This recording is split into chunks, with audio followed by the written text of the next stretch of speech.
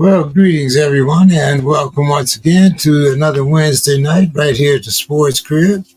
Boy, I see we have some almost famous people here tonight. I don't know. I might have to turn the show over to Dave and let Dave run the show. But hey, Dave, what's going on tonight, man? I got you up here. Oh, you were there. There you go. So, back home after I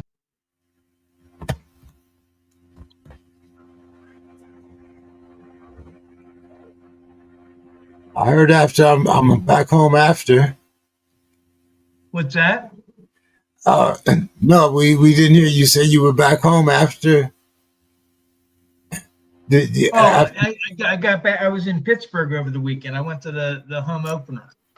You went to that debacle. I know. Were they did they give you some money back? Oh man, they look bad, but I had a great weekend other than the game. All right. Well, I see Bo is here. Bo, what's going on tonight, there, my man? What's happening, gentlemen? I see you've been busy all around both arena football and was it WNBA?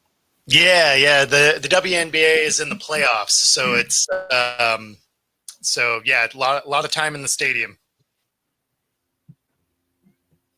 And Demetrius is here. What's going on? Our world traveler managed to make it to us tonight. What's going on? Nice. Hey guys, like at the hotel. I was like, I got to talk to my guys tonight. Good to see you, Bo. Good to see you, Dave. Sorry about the Steelers. I'm glad you had a good trip anyway. That's a good way to put it. Had a good trip except for the game. Sometimes that happens, right? Exactly. I wasn't gonna pile on. Like, well, don't worry, Bo. I'll give you a chance a little later on. Yeah, James will do that. James will do that. But guys, what do you think about this guy Raleigh? When I originally wrote the script there, he was at 54, and I think he had 2 home runs in one game. So now he's at least at 56. I don't know, and that was yesterday. Is he playing today? He might, Playing right now. yeah, the game's right now.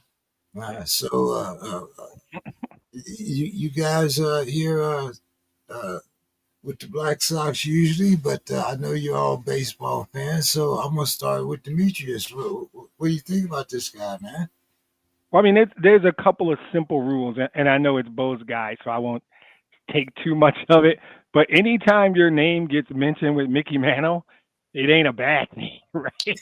Right? Anytime someone references 1961, it ain't a bad thing. And to me, I'll keep it short.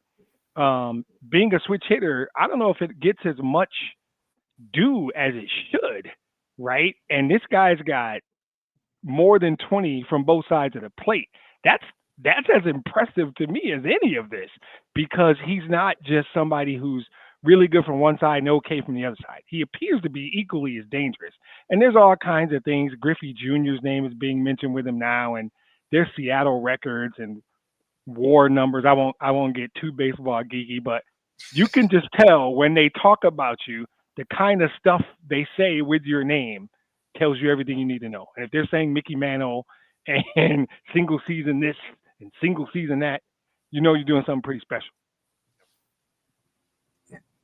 Oh, yeah. I mean, it's exactly that, right? Like, so when he had 54 a couple of games ago, yeah, he was tied with Mickey Mantle for a single season record for a switch hitter. And then, he hits 2 the other night. He's now currently tied with Ken Griffey Jr. for the Mariners all-time home run record. That's a pretty solid name to be mentioned with as well, right? So, yeah, what he's doing is amazing. And then, of course, you pair that with the fact that he's a catcher, right? So arguably one of the hardest positions to play on a baseball field. So, I mean, there's a reason he's being talked about with that MVP, because, I mean, not only is he a gold glover as a defenseman, but I mean, he's yanking the cover off the ball.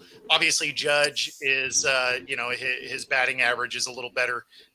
He has some of those stats, but when you're looking at total defense and stuff like that, Cal has a real shot at it.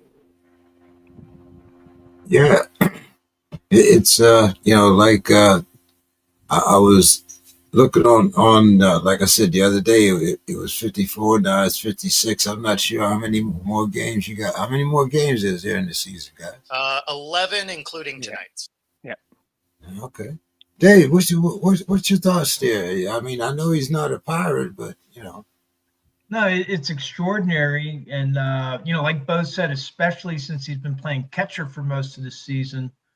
I noted in the box score tonight, though, they have him as a designated hitter. So I'm wondering, I don't know how much he's played DH, but maybe what they're doing is they're trying to give him an opportunity to hit that 60. He has 43 as a catcher, I know, right? Isn't something like that, or 45 now, I guess.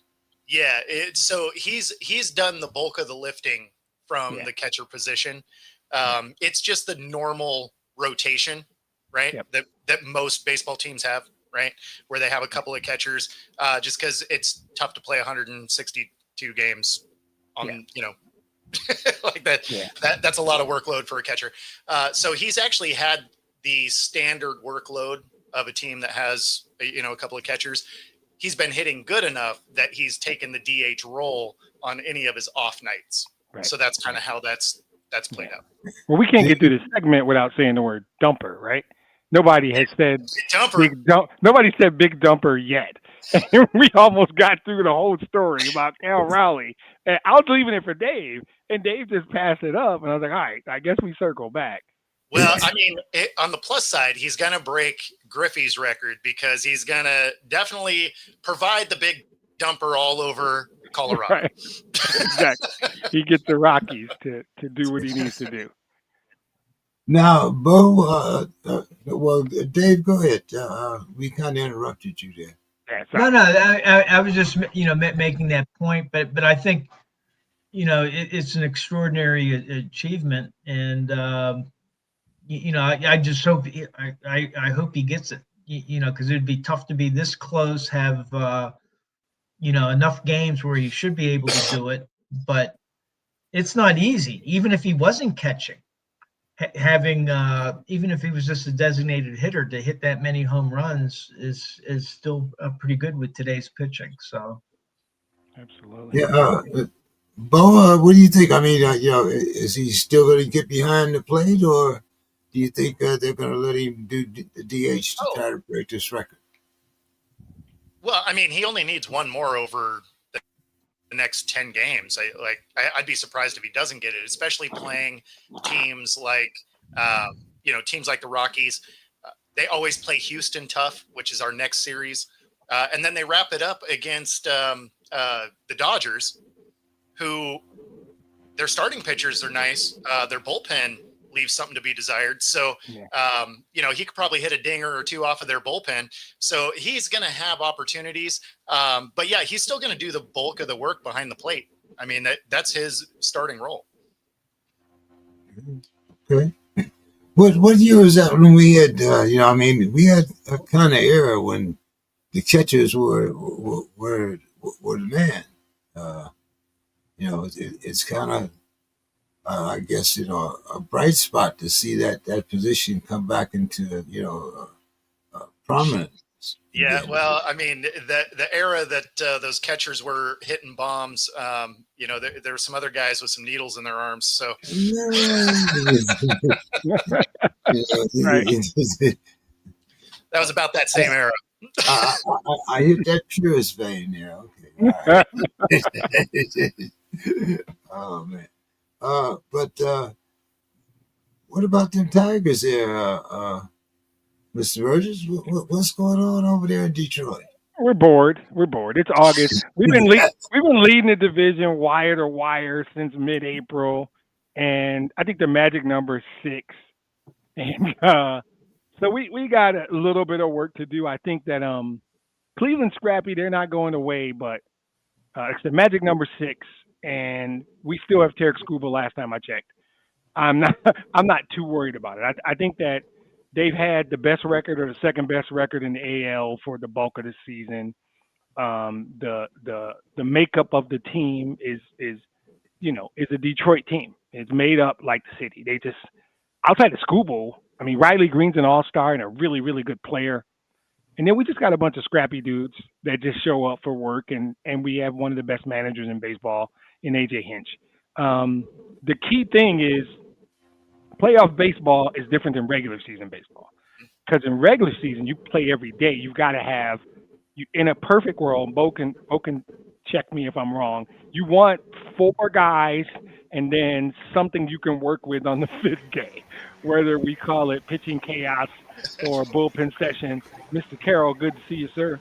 But the difference is in playoffs, you get a day off, right? So in playoff baseball, in theory, you really just need 3 guys at the top and the back end of your bullpen. And that is why I'm not worried about the Tigers. Because in a 7-game series, Scooble can pitch 3 of those games if we want him to, right? And then whether it's Jack Flaherty or Casey Mize, I like the pitching that we have. And then we just got these guys throughout the lineup that find a way. I think they're a little bored now.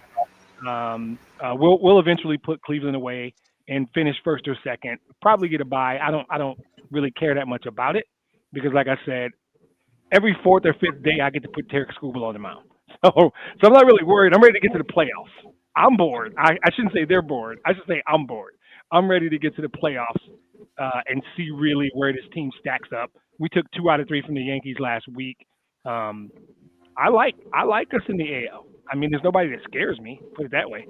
And the key, like I said, is I get to put Scooble on the bump 3 times in a 7-game series if I want to, if I line it up right. So I like our chances. You guys are kind of messing around trying to lose that first round bye, though. They're bored. I don't think they're going to. But if they do, I'm not worried. Whatever. I really want them to just go ahead and put them. We got 4 more, 5 including tonight, against Cleveland to put them away. And the magic number is only 6. So see, this is how you know I'm a Mariners fan, and I've endured this team a long time. And that is the correct word for it. We are leading our division. We're 2 games behind Detroit for a potential bye. Right. I'm still not necessarily convinced we make the playoffs. And I'm not worried about that at all. We have 10 games left. If you got a magic number, you're doing something right. That's my feeling. If you're in September and they're talking about you with a magic number, you've been doing something right. And baseball is that game that it's not about streaks and all that, man. It's 6 months. If we get to mid-September and you're there, you deserve to be there. You're there for a reason. You're there because you're good. There's no reason to not be confident about your first place team who's got a 5.5-game lead in mid-September. What the hell have you been watching all summer? Because they've obviously been doing something right. That's the difference is you got some room. Whereas, us and Houston and the Rangers, we're within right there. 3 games of each other, right? And then, I mean, when you're looking at the bottom of the playoff, Boston is half a game behind Houston. The Guardians are, close. I think the Royals finally just decided they might do that. Yeah, they decided Cabo sounded nice, but outside of that, that, by the way, it's very nice. That third spot is no joke in the AL. Yeah, absolutely. So but short answer is I think we'll be fine. We're able to get to the playoffs. That's all. Bill, we were talking about Mr. Raleigh there, and as I noted when I first sent it out, it was at 54, but he's at 56 now and counting. So what's your thoughts on Mr. Raleigh? Got all my baseball guys in here tonight. Good evening there, Mr. Scott. The Twins are 20 games back. Scott's not a baseball guy. What the hell are you talking about? Good evening. Good evening. I'm great. Twins stopped playing baseball in July. I don't know why you called him I'm great to be in the midst of such great patriots. Yes, you are. Some of the greatest patriots. It's just wonderful to be in your midst. Right. So thank you. Thank you very much. I'm so humble. I'm very humble. And Dave appreciates it. Dave appreciates the accolades. To allow me to be in the midst of such greatness. So thank you very much. Thank you. Go ahead, Bill. Your thoughts on Mr. Raleigh? Well, as I was saying, I mean, he's good, right? I mean, I think that we've established that he's good. The question sometimes comes up when someone's a really great hitter is how long do you let them stay a catcher? I'm hoping it'll be like we've seen with at least a few where they just leave them alone. Like with Piazza. I mean, he messed around a little bit with playing first, and I think he might even had a couple games at third, but people usually let him play his natural position, which is catcher. I'm hoping that's what will happen. We don't get to see too many truly great hitting catchers nowadays. So I'm hoping that they just say, you know what, if you end up playing a year or two less at the back end of your career than you would have, it's worth it. Because very often you are platooning that position to a certain anyway because just the demands on it. The ability to have somebody who is a above average defensive catcher and a once every 25-year offensive catcher, I think sort of tilts the field a little bit if you can put together the right team around it. So that's a terrific baseball player. And I hope that the people who are, trying to quote unquote protect him don't win the argument and he gets to stay at catcher. So he's going to get to stay at catcher because the Mariners are never going to care about the backside of his career because they're not going to pay him. So as soon as his contract comes up, whatever the next team is can deal with that situation, but he'll be a catcher as long as he's in Seattle. Yeah. But catchers don't seem to have that long. I mean, look at the great hitters that were like Yogi Berra. Guys that were really hitters, they ended up going to left field, going to first base, and so I just don't think that all these great catchers are going to catch their whole career, especially if they got a big stick. Especially if they have a big stick. I mean, for every person you mentioned, I can also throw back at you that while Johnny Bench occasionally lined up someplace else, 88-point-something% of the games he played in his career were caught. Yeah. Carlton Fisk, the number's slightly less, but not that much less. You can. But Bill, you just pulled the greatest catchers of all time. You didn't pick regular dudes. You just chose probably the two greatest catchers ever. That's not the bar. To me, it's not even about his big stick. It's about his big body. You can't do that. And I think this is Mr. Scott saying, your body's not meant to do that. He'll be a DH in Boston when, like Bo said, when Seattle's done, he'll DH in Boston, which is the right move, right? Business move, right for longevity of his career, right for his productivity. It doesn't make Bill happy, but it's the right thing in every other respect because maybe he won't be Carlton Fisk or Johnny Bench. Okay. So two things going to be true. He's going to do it his entire career in Seattle. Exactly. Here's my last thing is you don't know what someone can do unless you let them try it. But two, the human body wasn't meant to catch. Period. I mean, it's not a natural act, right? There's nothing normal or natural about. Like you can look at positions in baseball and say, "Oh, that's like something I've done when I'm not playing baseball." When you see an outfielder run over, grab something and throw it. When you see even a second baseman or a shortstop, that looks like something you might have done in another sport, or even just, maybe you work at a food plant where you have to, occasionally pick stuff up and throw it.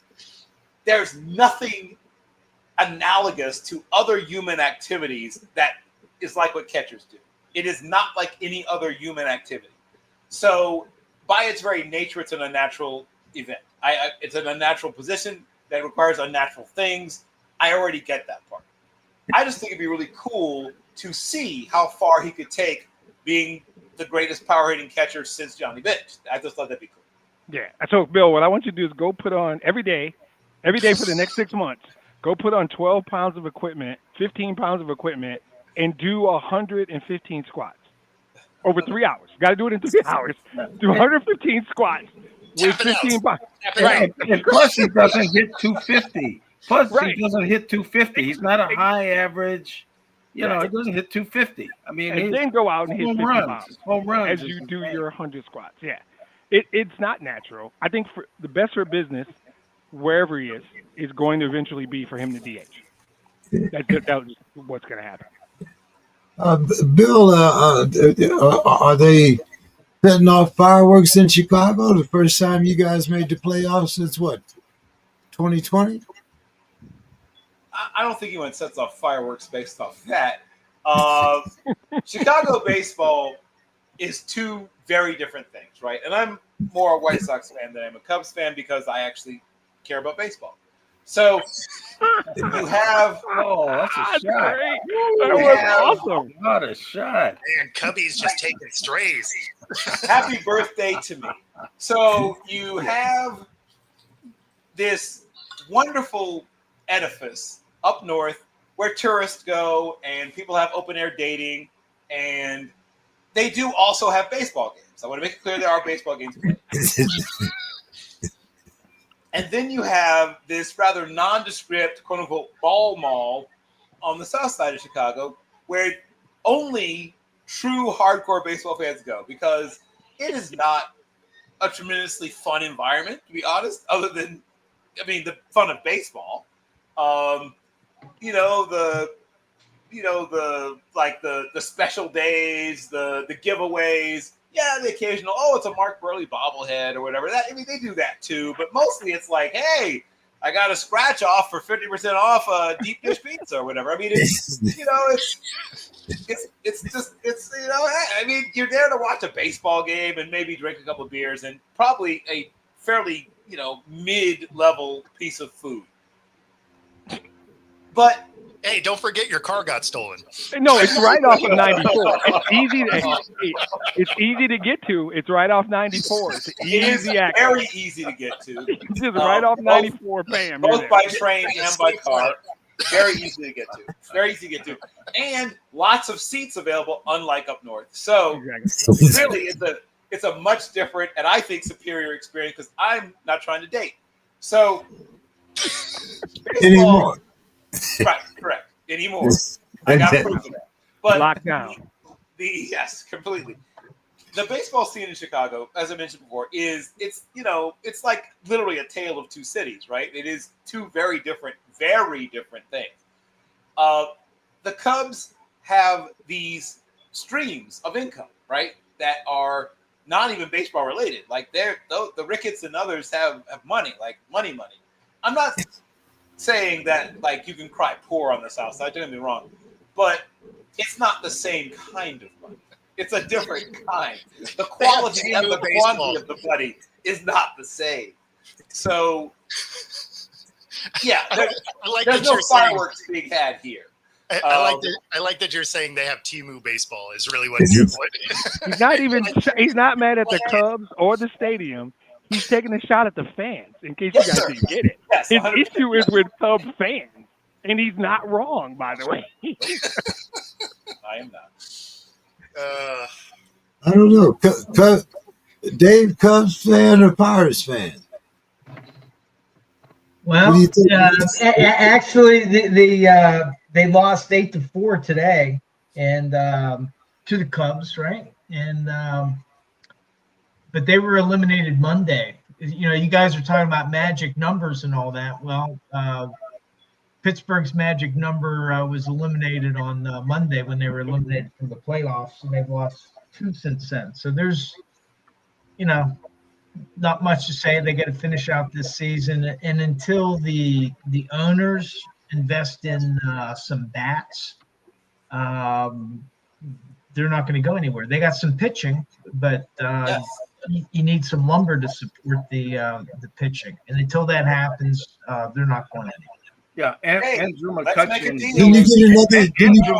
DH. I mean, that's how long can they keep putting Andrew McCutchen out there as a DH? Right. Well, they brought him back, really to try to attract fans back because he had been very popular, and then they traded him away. And great in the club, and he loved playing in Pittsburgh. Named his son Steele, and then they got rid of him, and so the Pirates fans are kind of disgusted with the ownership. Well, if I could just say a couple of things, I want to just skip the script here. Two things I wanted to tune into now that Bo's here. I've got to hear something about Sam Darnold. I've got to hear that. And then I need to hear from James and Dave about your great Pittsburgh Steelers. Oh, We haven't gotten to football yet. He's on the way out.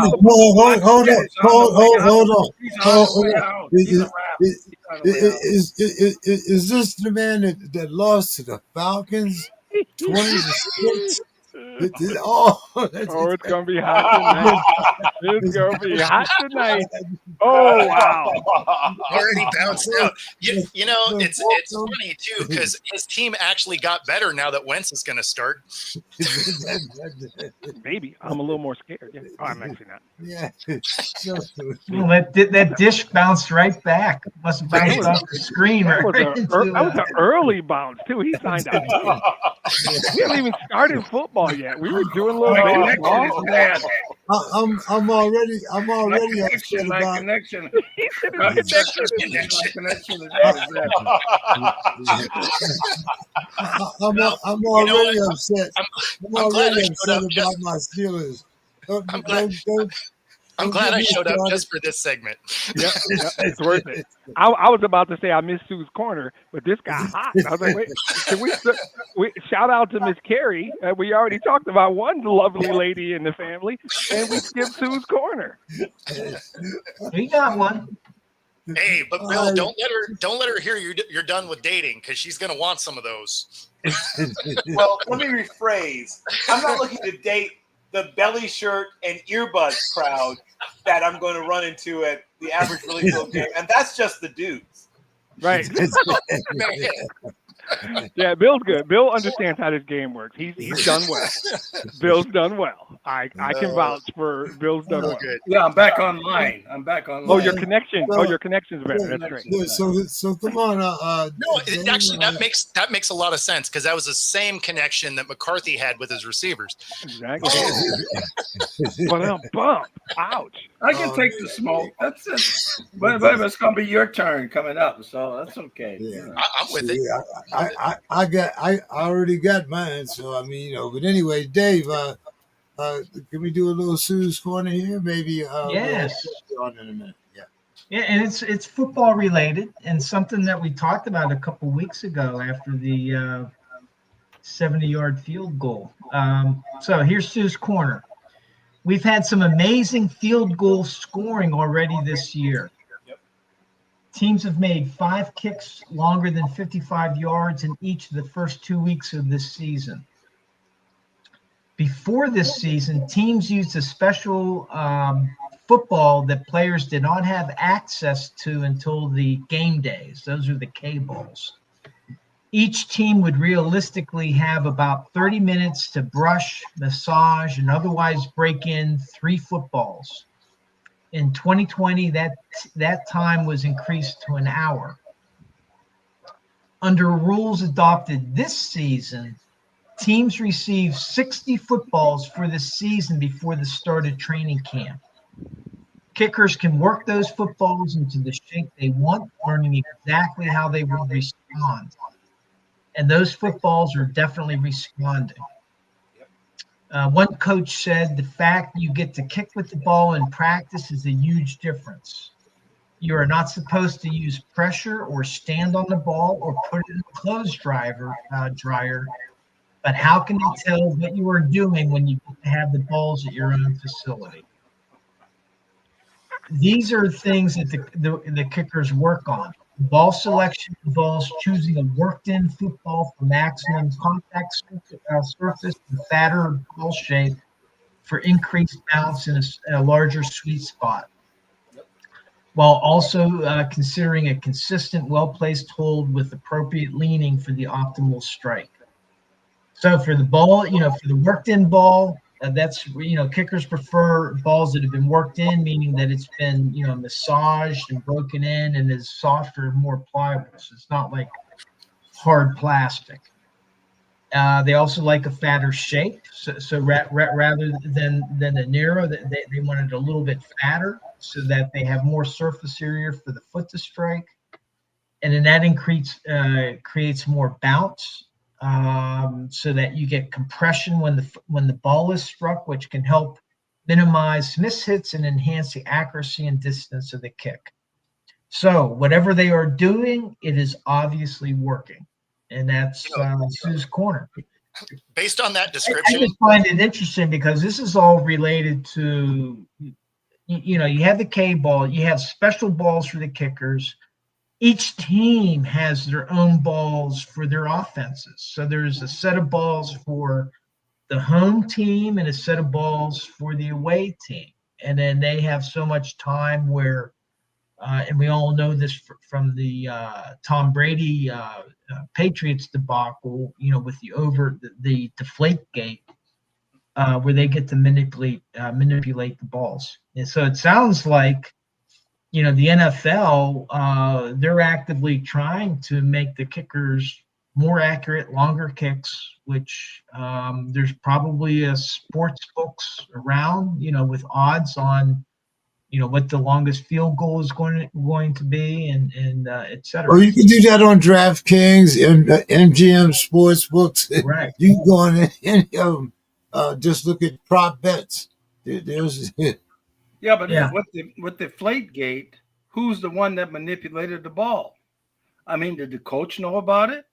They tried to say, Brady had to take the fall for it somehow. But then there's a guy that's supposed to handle those balls and do all that. Brady don't have anything to do with that.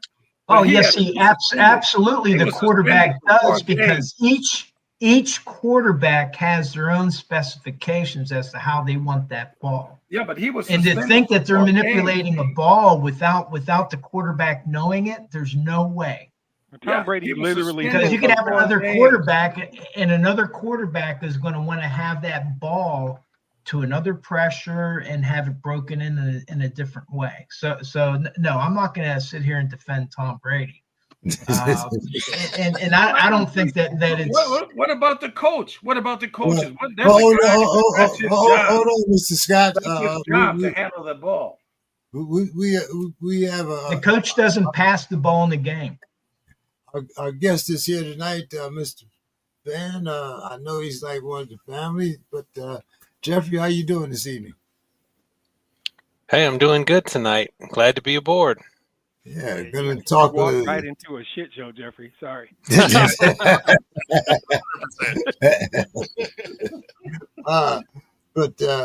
So Jeffrey, there's a lot of things happening in college football, especially a lot of things around your conference here. Being the guest, I'm gonna let you kind of start out here. What's going on? Clemson 1-2. You got Georgia Tech upset them this weekend. What's happening? I know we got some coaches on the hot seat here. What's going on already in your conference there, Jeffrey? Yeah, I think the big story. I mean, through 3 weeks. Of course. Oh, sorry. Yeah, of course.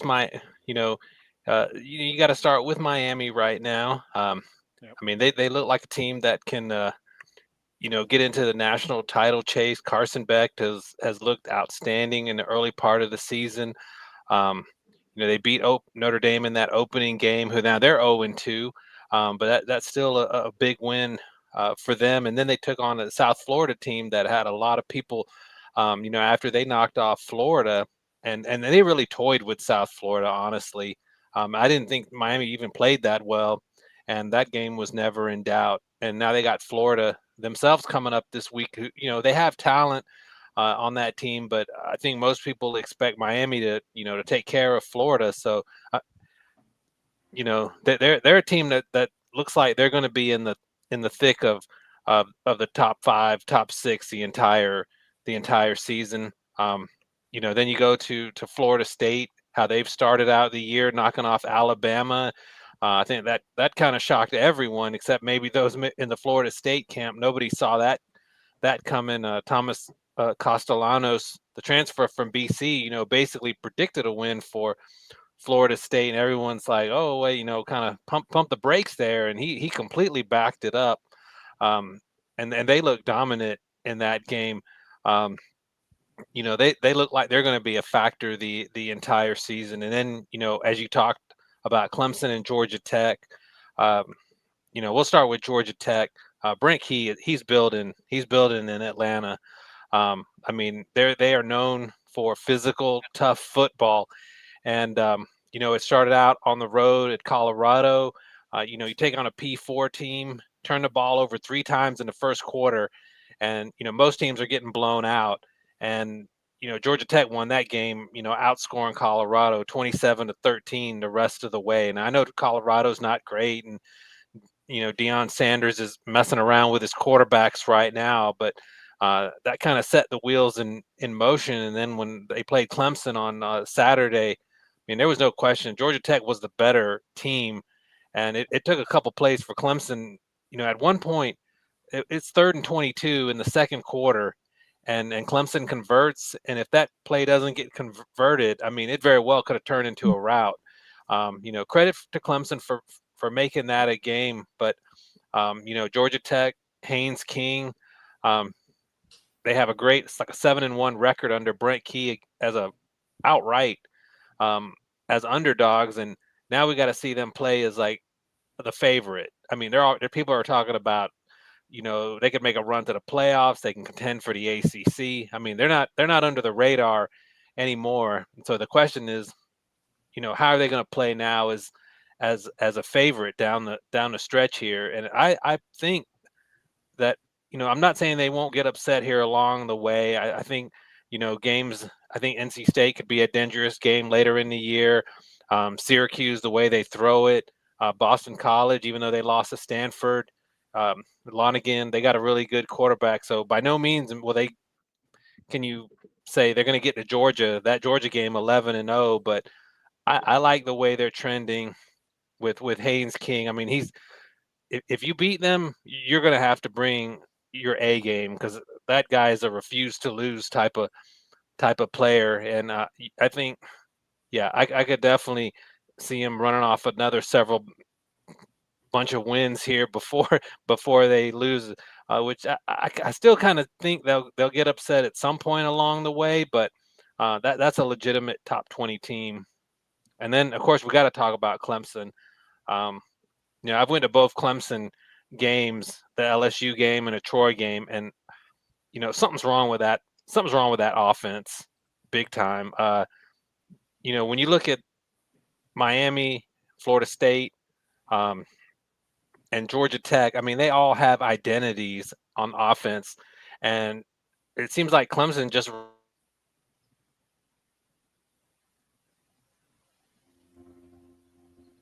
Did we lose Jeff? Oh, I thought that was on my end. They don't know if they want to be a passing team. They don't know if they want to have balance. Plays that were made 2 series ago seem to have no difference on what they run later in the game. I think Garrett Riley, as an offensive play caller, is really struggling right now. And the defense, which was supposed to be dominant and has got NFL talent all across that unit, has been good, but it has not been nearly as good as many people thought it would be. I mean, they're not coming up with stops late in games. When they got in that Georgia Tech game, Haynes King goes on a 90-yard drive for Georgia Tech to take the lead in that game in the fourth quarter. And against LSU, they couldn't get the stops they needed in that game. And then, even against Troy, I mean, they give up 16 points in the first half. The offense is a mess, and the second half is a little bit more like you would expect. But I mean, they've shown flashes, but they haven't put a complete game together. And I'm telling you, this weekend when they play Syracuse, if they're not, if they don't get things corrected, they're going to be in another dogfight with Syracuse, because that quarterback transfer from Notre Dame and Angeli, he's one of the leading passers in the country. And if that defense is not ready, I mean, they're going to put up points. Now, they're not great on defense, but Clemson's terrible on offense right now. And that game could be a lot closer than that 17-point spread. So, yeah, I will tell you that those are like the big highlights. Cal and North Carolina State, those are 2 undefeated teams too. And they're a little bit under the radar, but they got really good quarterback play. CJ Bailey, and I just call him JKS there at Cal, because I don't even try to attempt to pronounce his name, but he's a freshman quarterback. who was also being highly recruited by Oregon. He went to Cal, and you look at Cal's schedule with that quarterback and that opportunistic defense. They don't have to play Georgia Tech, Florida State, or Miami. They could be your dark horse to get to Charlotte. What about the Irish and A&M? What do you think about the way the Irish are starting out? Notre Dame's got all kinds of issues defensively.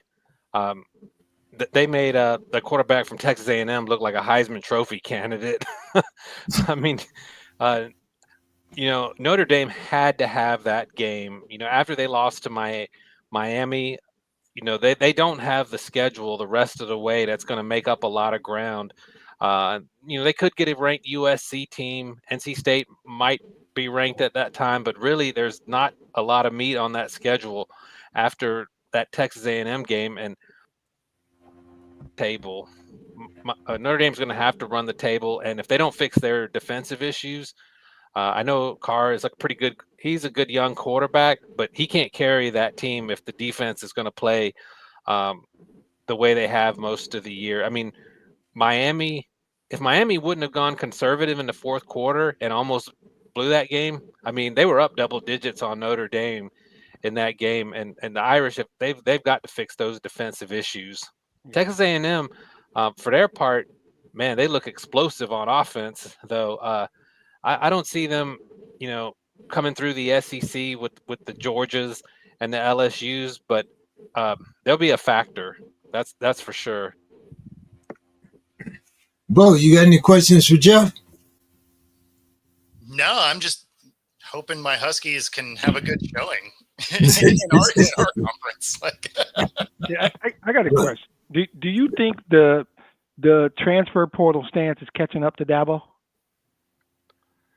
I do, and I mean, I think he's starting to show some signs of embracing it, right. But it's a little bit late. It's late. I mean, yeah. I mean, he got the transfer from Purdue, Held, who's probably been like their best defensive lineman this year. So he is starting to embrace it, but you're caught behind the 8 ball. Yeah. I mean, they have a converted wide receiver playing running back, and Adam Randall has been, he's been pretty good. You really can't, look at him, but what about the depth behind him? There's nothing behind him. And then you look at Georgia Tech, they got a player from Penn who's backing up Jamal Haynes. And, you can't tell me Clemson couldn't have gotten someone, a top player out of the Ivy League or out of the MAC, to add some depth, or, found a quarterback, even though I know Klubnik came back as a Heisman, candidate and NFL pick. But, I mean, there's not much behind him. There's Vincenta behind him. But, knowing how he's been erratic most of his career, I mean, he could have found someone that could maybe push Klubnik a little bit. I mean, right now Klubnik could play as bad as he wants to play, and he's not going to get replaced. That's what it really seems to be showing, is that without the depth, there's no moving guys from positions is an indication you don't have depth when you're doing position changes like that. And it's like he let that time go by, and now he's behind the 8 ball. And it's showing on the field. Exactly. I mean, they have, recruited pretty well. They have that kind of depth. But, I mean, these transfers coming in from other schools, and you see other teams do it. I mean, they have players with 2-3 years experience. And, give me a good quality small conference, all conference player, over a 4-star person right out of high school. And a lot of times they're gonna end up winning. At least they're gonna push, that young player, and that's what they're lacking from the player side. And the struggles of Garrett Riley, though, have been pretty surprising. I mean, he was so good at TCU, and that offense just has no identity at all right now. Yeah. Yep. Agree. Bo, what's happening on the state tour? I mean, I don't know. We'll see.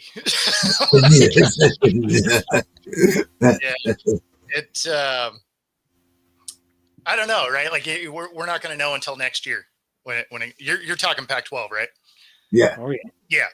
So yeah, I mean, we're not going to know until that all comes together next year, right? The entire conference of state schools, and then Gonzaga because they needed a basketball team. All right.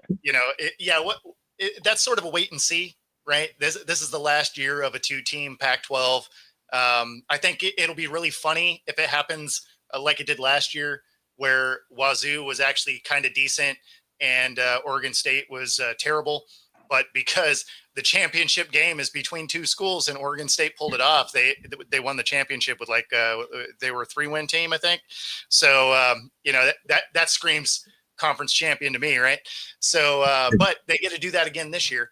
So next year will be the real kind of litmus test of what the Pac-12 is or isn't, right? I mean, at least there'll be playoff. There'll be a playoff eligible conference at least, so they'll have that going for them. But outside of that, I don't know how competitive it's really going to be. That's just going to be the class of 5 or 6, right? So, but they got a TV deal. They got a TV deal. Yeah, it's not as lucrative as the one they could have got when they still had good teams in their conference, but they didn't want to sign that one. They held out for more money. Basically, that conference is the conference version of Nico leaving Tennessee.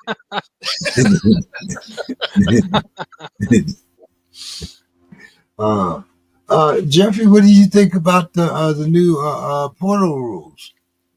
They closed off the one, right? Yeah, I didn't get a chance to read it. I saw the headline that they closed the window. Ooh, which one? They went to a single one, but I don't think that they've set the dates yet. Okay, then that's what I saw too. Yeah, I'm definitely all for that. I mean, right now any rules that bring some guidelines to the transfer portal, I think are a good thing. Now they just have to get the timing right. I think I would kind of hope it would be maybe after the postseason so that the bowls can kind of return to being, fun and meaningful. But I know there's that factor of school, so maybe they can kind of reach some kind of compromise towards that and maybe open up the portal, towards the end of the following academic year or something.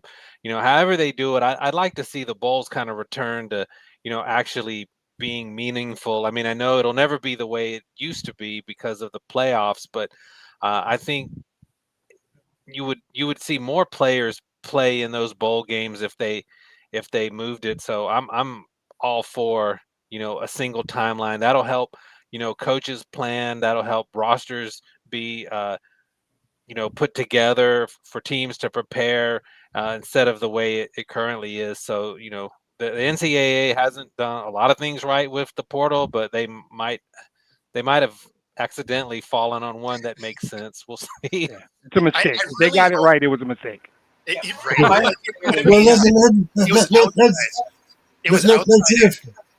Let's hear from Bill. He watches 500 games a year. My understanding is that it'll be available up to 2 weeks before the playoff semifinals. So in an odd sort of way, it works against you if you are in the playoffs because you're really scrambling around because you're still trying to prepare for playoff games while you're trying to get whatever your portal business done. That's my understanding of what they're currently going to do. So as was mentioned, for both FBS and FCS, there'll be one open window, with the exception, once again, of players like we just talked about Virginia Tech or whatever. If they fire the coach who recruited you, then all bets are off. But outside of those and a few other exceptions, I believe that's what's going to happen going forward. Really quickly, on Jaron Kiave Sangapututele, that kid has been terrific. And I remember when everyone was sort of losing it in Cal when they lost Mendoza, and I thought Mendoza was fantastic. This kid might be better. And it's not that difficult. Just treat it like you do Tagovailoa. There is a silent N right after the A. So it's just finesse. JKS, Bill. No. And the W is pronounced like a V. Other than you can do that. It's the simplest name of the world. It's just You got it. Sangaputele. It's not that difficult. JKS. I'm sorry. You're my guy, Bill, No. but I ain't trying it. It's the Office Space. It's Naga, not gonna work here anymore anyway. Right, It's- exactly. Well, that kid's going to work for a while. Don't worry. Assuming he doesn't He's gonna be transfer, working on but- Sundays. He's Yeah, gonna be but working on Sundays. that kid's going to be around. I think I wanted to ask about Cal, right? Because both Cal and you mentioned also NC State, who also have an extremely talented quarterback. You mentioned Mr. Bailey, who, I'll be honest, he reminds me both physically and sometimes even in style of play of a young Randall Cunningham.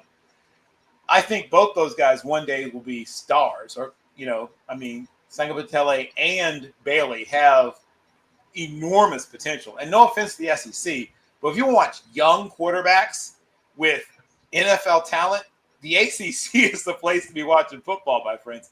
There are a bunch of super talented young quarterbacks in the conference. I was going to ask you, in addition to Sangaputele and Bailey, who else do you like amongst the quarterbacks in the conference, Jeffrey? Well, I like you got the big names. Carson Beck. He's playing, like the way they expected him to play going into the season last year at Georgia before his receivers dropped everything in sight. So now he's got a good receiving crew, a good offensive line, and he's really showing out. He looks like a pro when he's back there, and so I had him as one of the 2 or 3 best quarterbacks in the ACC, and he's kind of exceeded that.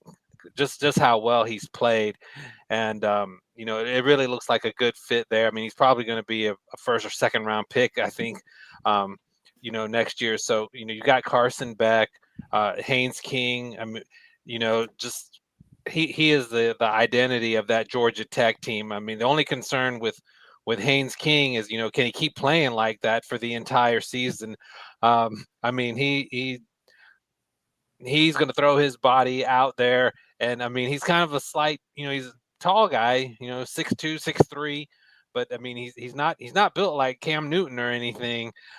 So that's maybe something Georgia Tech's going to have to, manage. But they have a really good backup, who may not, he's a little inexperienced, but Aaron Philo could really play. He might be a better passer than Haynes King. So Georgia Tech.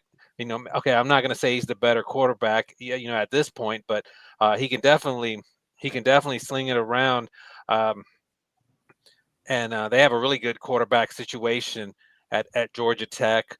And Angeli there at Syracuse, he can really throw it. I like Lonigan there at Boston College. He was really good at Michigan State. It was really surprising loss they took to Stanford. That was kind of a shocker there. Mensah there at Duke came in with a lot of hype out of Tulane, and he's played okay. He's played okay. I think he's got better games in front of him. Then you go around the ACC and the quarterback at Virginia. His name escaped me. He's off to a really good start. Calera? And Tony Elliott, pardon? Calera? I think Is that Calera? Or did Calera transfer out? It's hard to I think Calera transferred out. Yeah, okay. You're probably right. I'm trying to think who's that. Oh, wait. They got to transfer in, though. That's right. I can see him in my mind. Another guy can run. And the other guy can actually move. Yeah, You're right. Their offense is as good as it's looked in 3 or 4 years, and I think Tony Elliott's got a team that has a real chance to get to a bowl game. So yeah, the ACC is really I think Chandler Morris. TCU transfer, Chandler Morris, yeah. Whose dad was a big-time coach in Texas, right? Isn't he, what's the name? Chad Morris's kid? Yes. Yeah, his dad's a big-time offensive mind down there in Texas, yeah. Of course, and he plays like a coach's kid. but yeah, Chandler Morris has definitely been one of the surprises in the ACC. But like Bill said, the ACC is really deep at quarterback, and at some point, Klubnik is going to start playing better. I mean, he's too talented to go through this funk the entire season. His receiving core is too good, and I know Antonio Williams, probably the best receiver on Clemson's, been out since early in the LSU game. He's going to have better games, but I don't know if you can at any point this season if you'll put him back in the top 3 or 4 quarterbacks in the ACC. It really is a deep league at the quarterback position, and of course, Thomas Castellanos there at Florida State, and he's probably the most efficient quarterback in the ACC. He's having these 9 for 13 type games and 80 yards, but doing a fantastic job running that offense. And then Jennings at SMU, though he hasn't had the year I was expecting, he's talented. Yeah, I mean, I didn't even get to Kevin Jennings. He was, the starting SMU quarterback who played so well last year. I mean, you kind of forgot about them because they blew that 2-touchdown lead to Baylor in the final 5 minutes. But I mean, they're not going to just fall off the map. But I'm glad, you mentioned he's going to be JKS to me. I'm glad you brought his name, but he can really really play. I mean, you watch him and you can just see he is just oozing potential. I mean, every now he'll have like a short screen pass or something and overthrow the his running back out of there because he's still kind of developing that touch. But I mean, his talent is through the roof, and when the rest of the country sees that, they're gonna be like, okay, that's a future star right there. Sango Botelli is one of the. If he's not a top 3 freshman quarterback, I don't know what he is. He might be the best freshman quarterback. He's certainly top 3 that I've seen. Jeffrey, what do you think about LSU starting out 3-0?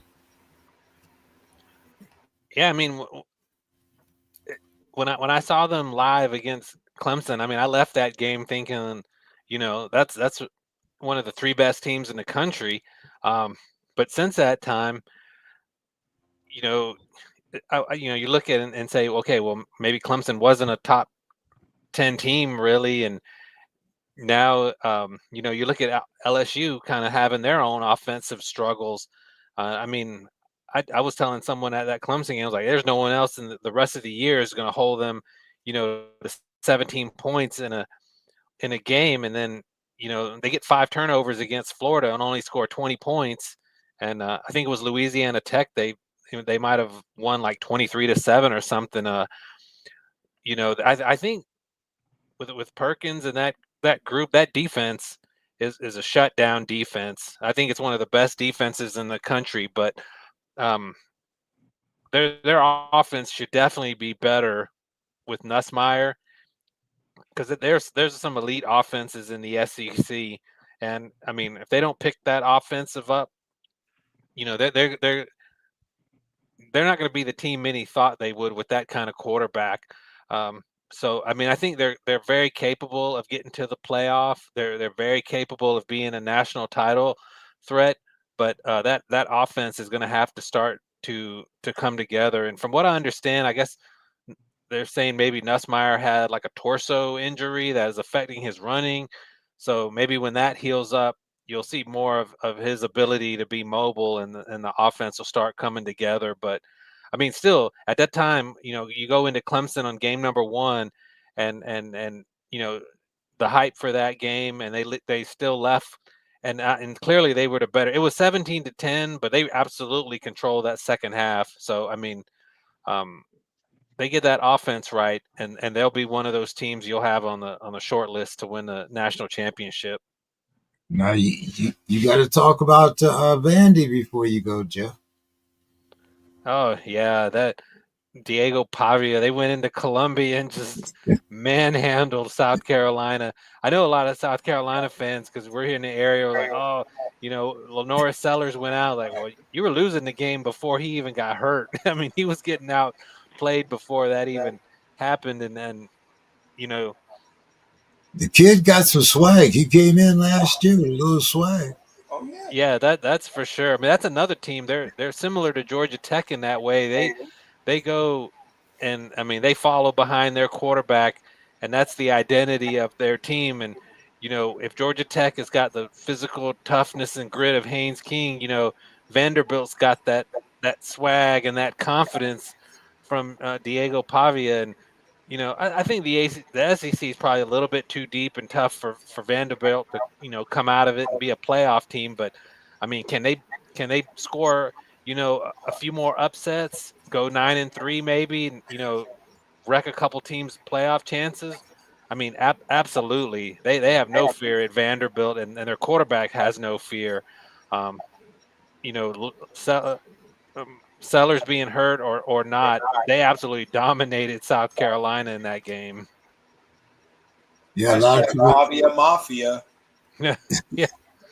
I think I read something he's trying for a 7th year, or is that Well, supposedly he's not, but his agent is. I don't know how that works.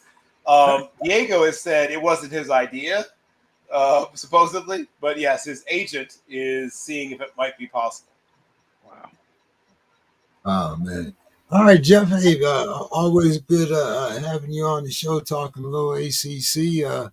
In a couple of weeks, we'll have you back, see what's going on down there. Maybe start talking about some Heisman possibilities and whatnot. But give us your final thoughts there before you leave us, Jeff. Yeah, I mean, I'm not going to say the ACC is as deep as some of the other leagues. They're not. The bottom of the league has definitely struggled out of the gate. I mean, we saw what happened with Virginia Tech. They've already fired their coach. They got destroyed by Vanderbilt in the second half, and got clobbered by Old Dominion at home. Um, and we saw North Carolina with we didn't even talk about that. Belichick and TCU, just ran them out of their own stadium. And we'll see if they get things turned around. So the bottom of the league, it is what it is. But the top 5, 6, 7 teams in the league, this is going to be a race in the ACC. Clemson is not just going to completely go away. You got Miami and Florida State, and they've got the chance to have the biggest Miami Florida State game, in maybe 20 years. I mean, it could potentially be a top 6, top 7 matchup. And then you've got those other teams, lurking in the background, the Georgia Tech and Cal, who could factor in this race down the stretch.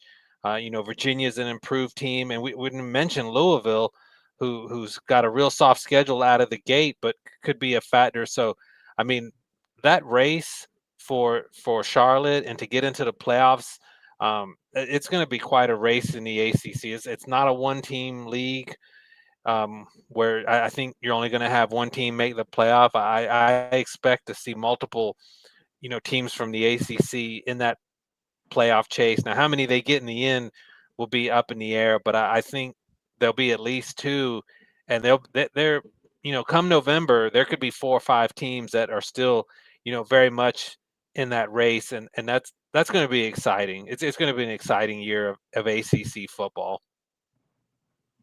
All right, Jeff. Well, always good having you drop by and talk with us, man. Hope to get you back soon. You have a great All night. right. Thanks for having me. Take care, Jeff. You too, guys. Have any of you guys had a chance to watch Arch Manning? I have watched every single snap of both last year and this year, and I have news for everyone. He is a new starter, finally playing against, a fairly high level of competition, and he looks like a new starter playing against a high level of competition. Shocking.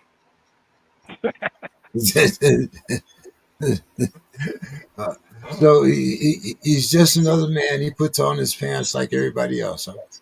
I mean, he may have servants who do it for him, but even if that's the case, he's still going to have to play more football. And when I found out, like, he was at one point the odds-on favorite for the Heisman, I was like, what do I get to bet the field? Like, it was just silly. Well, who's better, him or Shador? Who's better, him or Shador? Well, I mean, Shador Well, is 24, almost 25 years old. Arch isn't 21 yet. Like, that's a silly question at this point. That what I would say is that Archibald Charles Manning is just at the very beginning. He is still just barely over 100 pass attempts in his collegiate career, people, right? He's just beginning. The first time he's seeing these things is the first time he's seeing these things. I've seen me in a year, right? And then I'll tell you what I really think I know what he is. I'm not one of those small sample size guys. I'm not going to be like, well, they all, with the old joke, all Indians walk single file, the one I saw did. Like, I like to see him play some more football. But here's what I can tell you. When his mechanics are clean, which they are when there's no, pressure and no chaos going around him, he's capable of throwing the ball extremely well. He can layer it over the top of linebackers and drop it in front of safeties, all that good stuff. Like a lot of young quarterbacks who aren't used to being pressured, when he does get pressured, his mechanics go all the heck. He runs out of clean pockets when he shouldn't. He doesn't feel pressure when he should. He doesn't know how to spot those slot blitzes coming like a guy who hasn't played much football. Like, all the things that are wrong with him are things that I think will be cleaned up in him playing more football.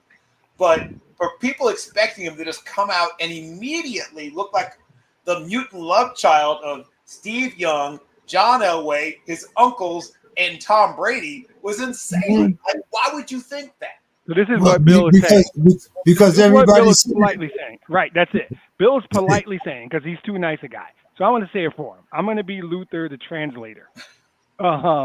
ESPN sucks. Watch games and form your own opinions, because most of the people that work for ESPN are assholes. It's after 9 o'clock. I can say it. Bo, I got to ask you, man. Bo left us. Yeah, he had to leave the building. He had to drop off. Bo had to run. I'm not surprised because he wouldn't talk about Sam Darnold. See, I told him that before he left. So he what does he do? He ducks out. He ducks. But wait a minute, but now wait a minute, because got some questions down here for you too. I want to know what's happening with my man. All of a sudden, now he's on the IR, ain't he? But anyway, we'll talk about him down the line. But okay, Demetrius, I'll run it over to you then. What's your thoughts here? The Chiefs starting 0-2, even if it was against the Eagles and the Chargers. Yeah, Chargers and Eagles. We're both very good football teams. Yeah, so I think it's context. You know me, I work in stats. So everybody's going to tell you, only 5 teams since blah, blah, blah, blah, whatever. None of those teams had Patrick Mahomes. That's what I'm going to say, first of all, right? I think since the 14-team format, it's been 5 teams out of 42, which is like 12%. But I think 3 of them were last year. That statistics are statistics for a reason, but there's also sometimes an anomaly, and you have to look at them because, like I said, the talent on that team, the guy that plays quarterback, and the guy that's the head coach. I'm not ready to just go, you're 0-2, you're not going to make the playoffs. The statistics say 12%. Nope. When you really understand how to analyze data, you see anomalies also. So my short answer here is just not worrying about the Chiefs being 0-2. I'm not. They're too good. They will find a way. I mean, they will get there. And once you get there and you got 15 under center, it's a crapshoot. Because there's nobody out there I see who, Kansas City couldn't beat them on the. No, Buffalo's really good. Josh Allen's really good. We're not even going to talk about health and where you're going to be in December, January. If everybody stays healthy, which never happens, they still have 15, and they're going to get a guy back from suspension. That's still a really good football team. Really short answer is the 0-2 statistical probability does not apply to this team because of the quarterback and the coach. What do you think, Dave? Well, I mean, one of the things is that their offensive line is they got to correct themselves and give Patrick Mahomes some time to throw the ball.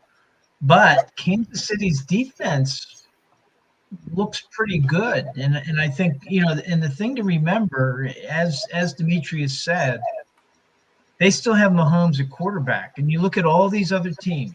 Look how many quarterbacks have gone down in the last couple of weeks. J.J. McCarthy with Minnesota.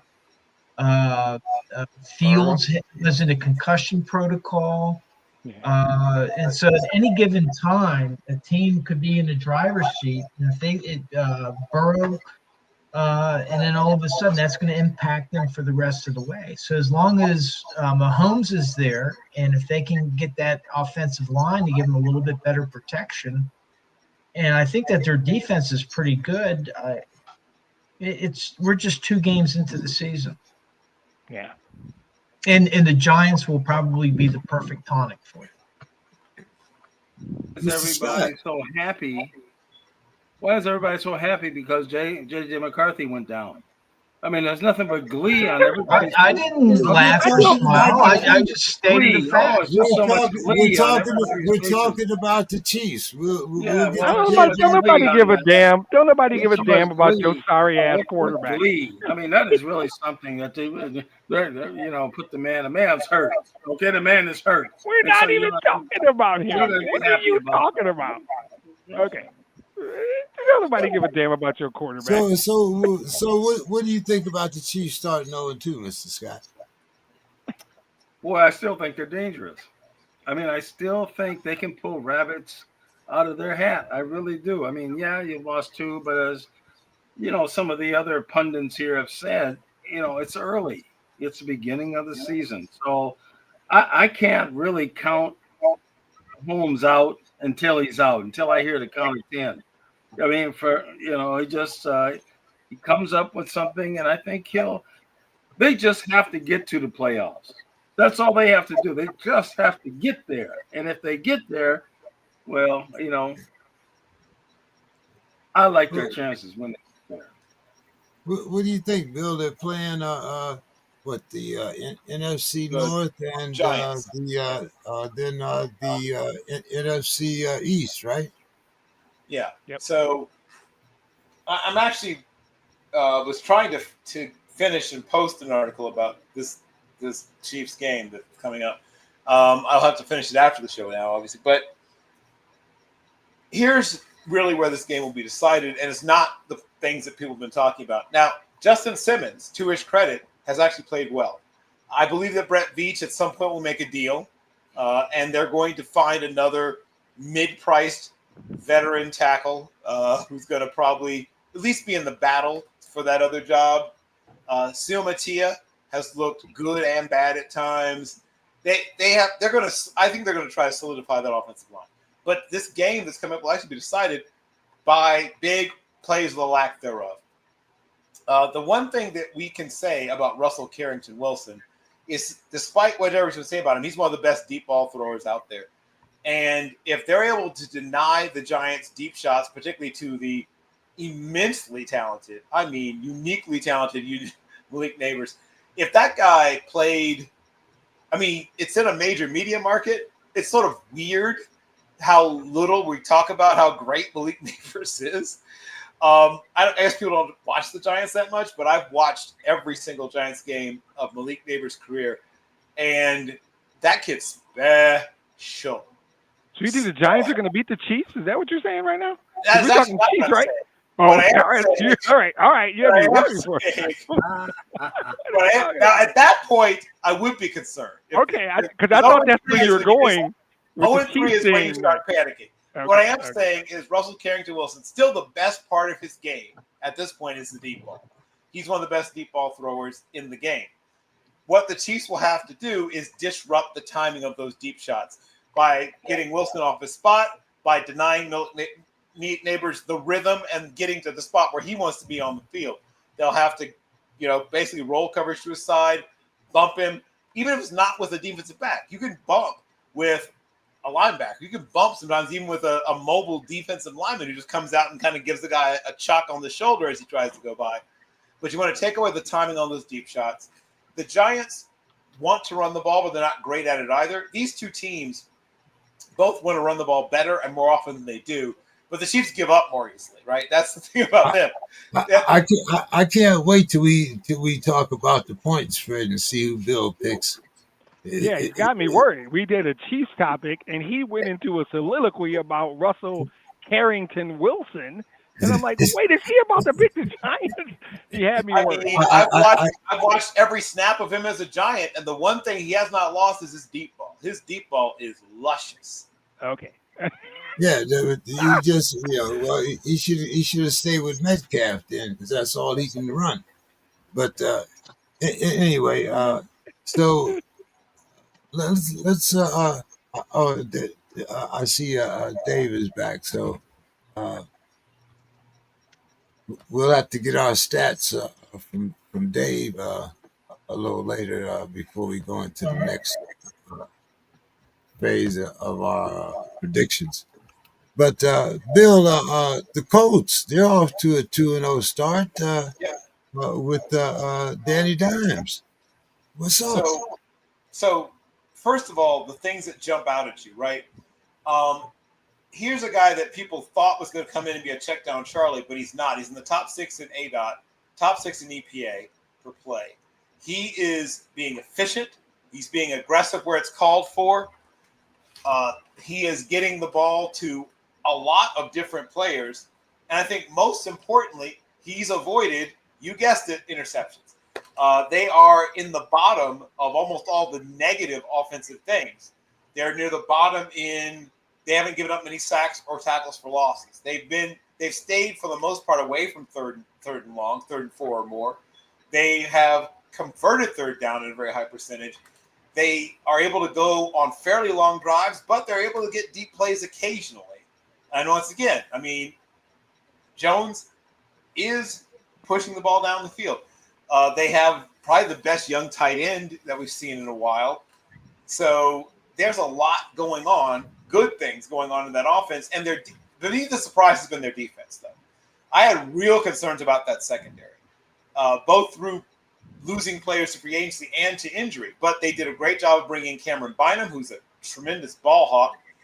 The Vikings' loss is their real gain. He's been terrific. And while they haven't had like one extraordinary pressure player, I mean, they do have DeForest Buckner, who is a special disruptor on the interior, big, strong, fast. A guy that's sort of like a younger, I won't say poor man's, a middle-class younger man's version of Calais Campbell almost, right? He's 6'7". He's 292 to 304, depending on what day you catch him and what he ate that day. But he moves extremely well. He's good against the run and against the pass. I've been pleasantly surprised by their linebacker play. They've been good on special teams. Spencer Schrader is the #1 kicker in football right now. So they've been good in all 3 phases. There's not a real obvious weakness thus far to the team. Jonathan Taylor has been productive, but they haven't been leaning too hard on him, I think intentionally. They've been trying to take some of the wear and tear off of him. DJ Giddens, who's replaced him at times, has shown explosiveness.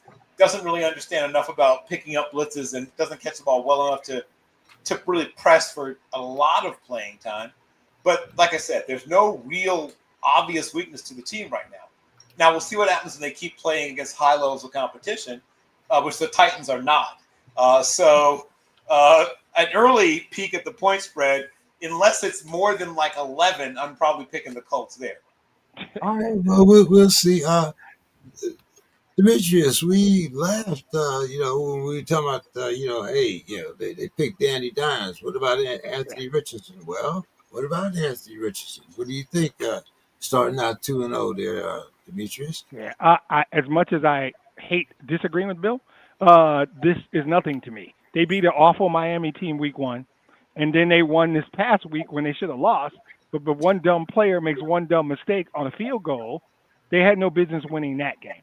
The reality is this is the opposite of Kansas City, right? This is the opposite of Kansas. This is a 2-0 team that doesn't impress me. They got the Rams and Chargers coming up, and then they got a 4-week stretch where they got to go to Pittsburgh, they got to go to Kansas City, and they play Houston and Atlanta. If they go better than 1-3 in that 4-game stretch, and I don't know if they beat the Rams or the Chargers. let's talk about the Colts week 9. And this is to me the opposite of Kansas City. This is how statistical analysis works. You say, wait, their week 1 win was against an awfully coached and inept dumpster fire of Miami, and then they shouldn't have won last week. So I don't, and it's not personal to Danny Dimes, whatever. I don't even know what that is. Daniel Jones ain't good enough to have a nickname. I'm sorry. It's not. My much shorter answer is, let's talk about the Colts in week 9.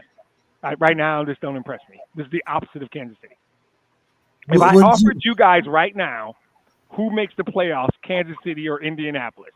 Who on this show right now is taking Indianapolis over Kansas City? There it is. There it is. Mr. Scott, what's your thoughts here? I know you were a little upset about Anthony Richardson. Huh? Well, you know, this thing, you know, the deck has been shuffled so quick right now. You know, I mean, this thing is really, you know, they put all this thing into J.J. McCarthy here. And so, you know. We're talking about the Colts now, Mr. Scott. Yeah, but the reason I want to go to that is because Daniel Jones was on our practice squad all year long last year. Okay, you got Carson Wentz now. That's right. He was like, well, see now you want to cut me off. Okay, well, you know, you don't want to let me. Go ahead, and Mr. so Scott. yeah, we had Daniel. That was the plan. They knew McCarthy really wasn't ready. And so, and Daniel Jones, I can't believe this. He was sent on a practice squad all year long, but they paid him $10 million to sit there.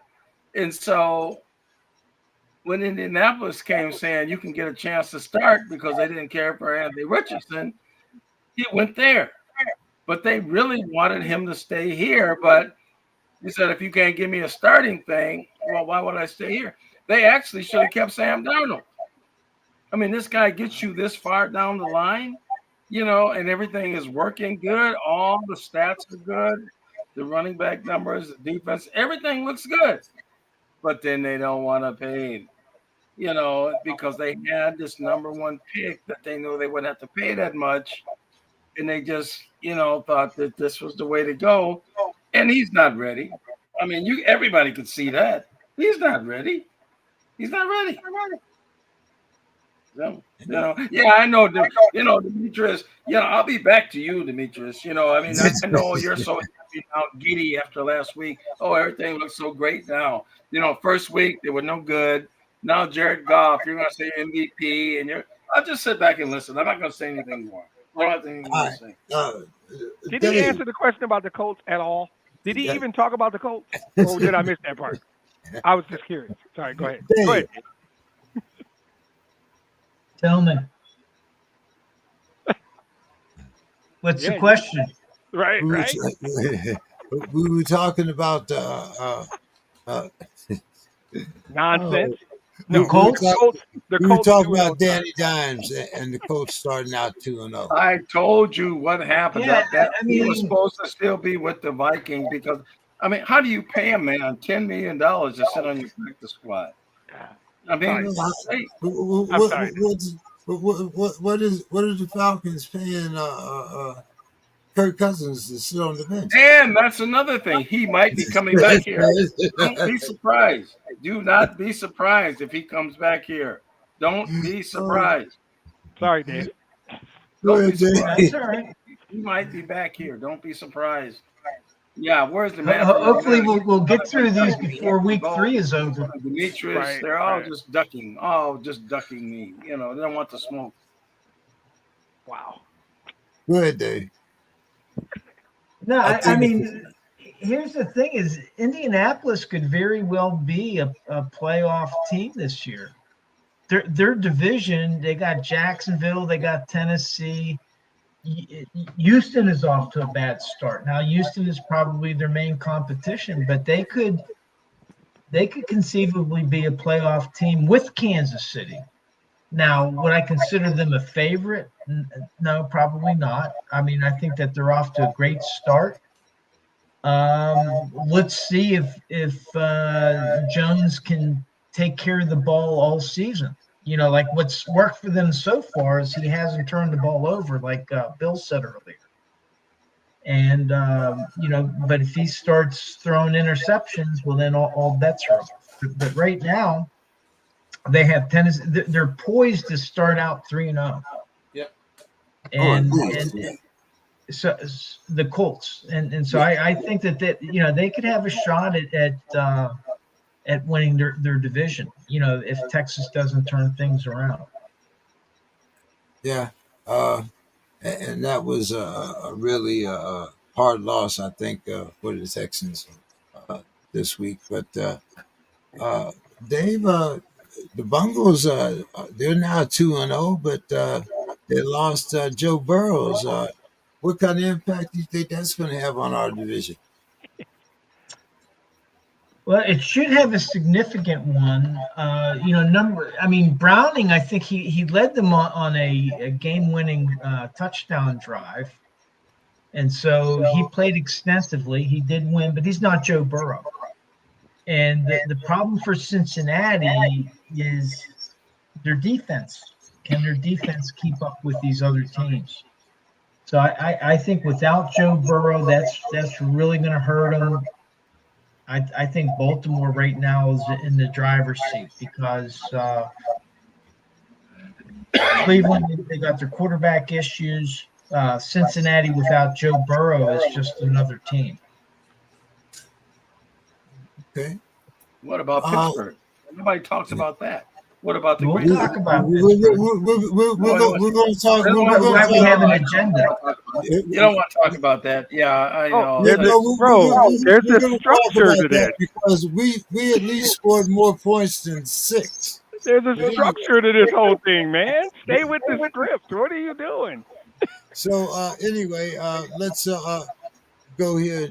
Let's talk about the Packers a little bit here, and I'm going to go to Bill here. Bill, what do you think? The Packers, they stuffed the Commanders, and they're off to a 2-0 start. Has Micah already changed the landscape of the NFC North, Bill?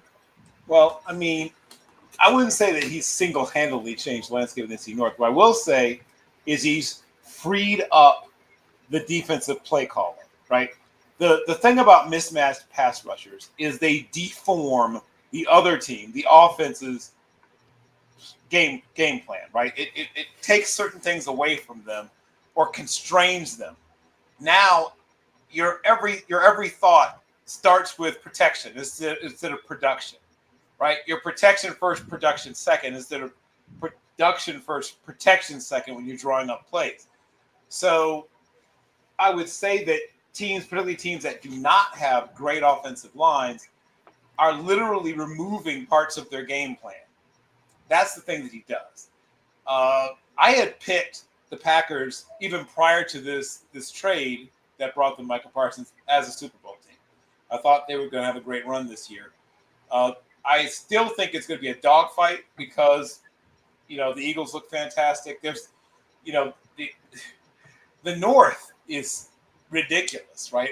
The Bears are probably bringing up the rear, and they're a better team than they have looked, right? Their defense is solid. Their offense is explosive at times, but usually looks a little bit out of tune. But despite the fun we've had at the Vikings' expense, that's a team that could get hot and win games. Detroit is a team that's been there before and wants to get there again. And like I said, I think the Packers have once again, health is a big thing for every team. But if the Packers are healthy-ish even, that's a team that should probably win 12-ish games as well. So that's a incredibly tight division. But the addition of Michael Parsons allows you, as a defensive play caller, to almost never have to blitz, at least when he's on the field. And then when you do blitz when he's on the field, that guy's going to be the freest of free runners, right? Because at least if he's on the side away from where Parsons is, because when you're sliding this way, if you bring someone, either off the edge or you have you combine it with like a twist or a game up front where someone's able to loop outside of someone who's pinned down as a blocker while you're sliding to try to take care of Parsons, it's trouble. It's big trouble because there's only so many blockers. So they're just keeping everybody in, right? the only solution now is to keep in a tight end and a running back or something like that. Now you only have a couple of people to go out for a pass, right? There's only so many people you can assign to protection. And once again, now you're sacrificing production for protection, as I said at the beginning. So that's the main thing he does, is he forces offensive play callers to sacrifice some of their favorites. Okay, so now after that soliloquy, you're saying that the Vikings are going to be last in the division. I mean, that's basically what I heard. I already said that. I already said the Bears. Mr.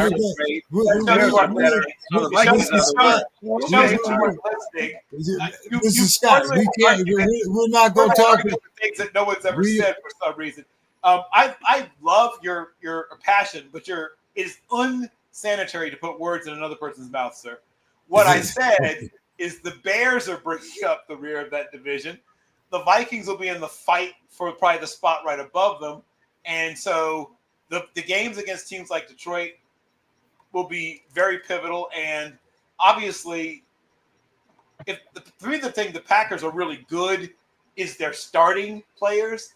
They have a little bit of a drop off if somebody gets hurt. They have at most positions they're not super deep. That's the only issue with that team. Very talented. Their starters are fantastic. Well, if we let you tell it, okay, fine. But they have a thinner. Mr. Scott, we will have a Minnesota Vikings show a little bit later. But right now, there we go. The Minnesota Vikings segment. Dave, what's your thought here with the Packers and the addition of Michael Parsons? Oh, I think right now this trade is looking great for the Packers. I mean that I think it balances their team. That they got a good offense, a good defense, and I think it makes them very competitive in the NFC North. And as long as they're healthy, not all the other teams are, and so that's a big part of the NFL now in a 17-game season is attrition. So I think right now, and again, we're only it's week 2 that we're talking about, but still they look very strong. The NFC North, I think last week I was like questioning whether they were as strong as they were last year, but I think Green Bay is going to be giving everybody a run for their money. Demetrius, your boys got back on the track. They put up a 50-burger on the Bears. What's up with the Lions there? They're getting some of their guys back healthy again, and they're playing like the Lions. But was it just the Bears or the Lions back on track? Yes, you said it right. It was just the Bears. Mr. Scott. We will talk to you in a minute. I don't even need to do it. I'm fine, James. I know who my team is. For the sake of speed, because at some point we got to go to bed. And if he's going to interrupt everybody to talk Minnesota, why don't we just talk about Minnesota and get to the picks? I don't need to do anything on the line. I know who my team is. I'm good. All right, well, no, then we got to talk to Mr. Let's just Scott. go to the picks, man. He's wasting everybody's fucking time talking about the Vikings. Yeah, but we got to talk about the damn Steelers too. I can't, much as I don't want to. So, Mr. Scott, your offense sputtered in your loss to the Falcons. I was only able to put up 6 points. Bijan, he rushed for 143 yards against that defense. Mr. Scott, what's happening? You talk about maybe the return of Kirk. Now you got Penix is hurt. You got Carson Wentz starting. Aaron Jones, I think he's on IR also, right? I believe so. And again, I'm really not sure why you say these things about the Vikings with such glee. I mean, I don't know. I say, guy, you're just like so giddy about saying, the things that, are not going right for us right now. I say the same thing about the Bungles. I say the same thing about the Browns. Well, I say the same thing about the Blackbirds. More emphasis. haven't it's given more you a emphasis. nickname yet. It's more emphasis with and then Demetrius and he. Well, but this is gonna be tough. Carson Wentz. I mean, boy, we could have kept the Rocket Man. We could have kept Darnold. We could have. So I really don't know what to say about this. I mean, we play Cincinnati next week, and Cincinnati's quarterback is hurt, and they got the backup who actually looked very good. Browning has experience; he's played in the league, so this is not going to be a giveaway. This is not going to be a giveaway. And Wentz has not played, and he's blown out of 3 or 4 teams before. He had a chance several years ago when he got out of college to go to Philadelphia, and they had the team all behind him. Got hurt. Nick Foles takes it to a Super Bowl. They won the Super Bowl. Where's Nick Foles? Maybe we should get him. So I don't know. The Vikings thing is it's upside down right now, and I agree with the other pundits. Green Bay is looking very good in this division, and Detroit. I think they reached their pinnacle last year. I mean, I don't see. They had the thing going last year, and they reached their pinnacle. But Green Bay looks like. Boy, I hated to say it. I thought JJ would be good, but when you really look at the history, he really hadn't done anything in college. Played in a juggernaut Michigan team that ran the ball, played defense. He didn't have to do much. He didn't play last year because he was hurt. But I'm still not going to give the division to Demetrius. I think Green Bay probably would be before that. I mean, we're not concerned about them. They had their chance. That's all I have to say right now. Dave. Yes. Our offense puts up 10 points. 10 points, Dave. That's all our offense put up. We got a touchdown on special teams. The defense, they eat another 30 burger. They gave up a special teams touchdown also. I don't know, Dave. You talk about draft equity, but right now I'm worried about our season. We got some guys out. Who's going to be starting? I mean, what what are we going to do here, Dave? Talk to me. You were there on the field. I mean, did they look as bad on the field as they looked on TV? Oh, it did.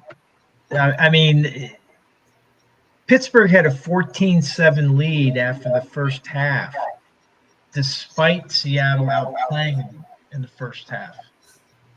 And what kept them in there in the first half was Jalen Ramsey had an interception. Cam Hayward tipped the ball up, and Nick Herbig got his first interception of his young career.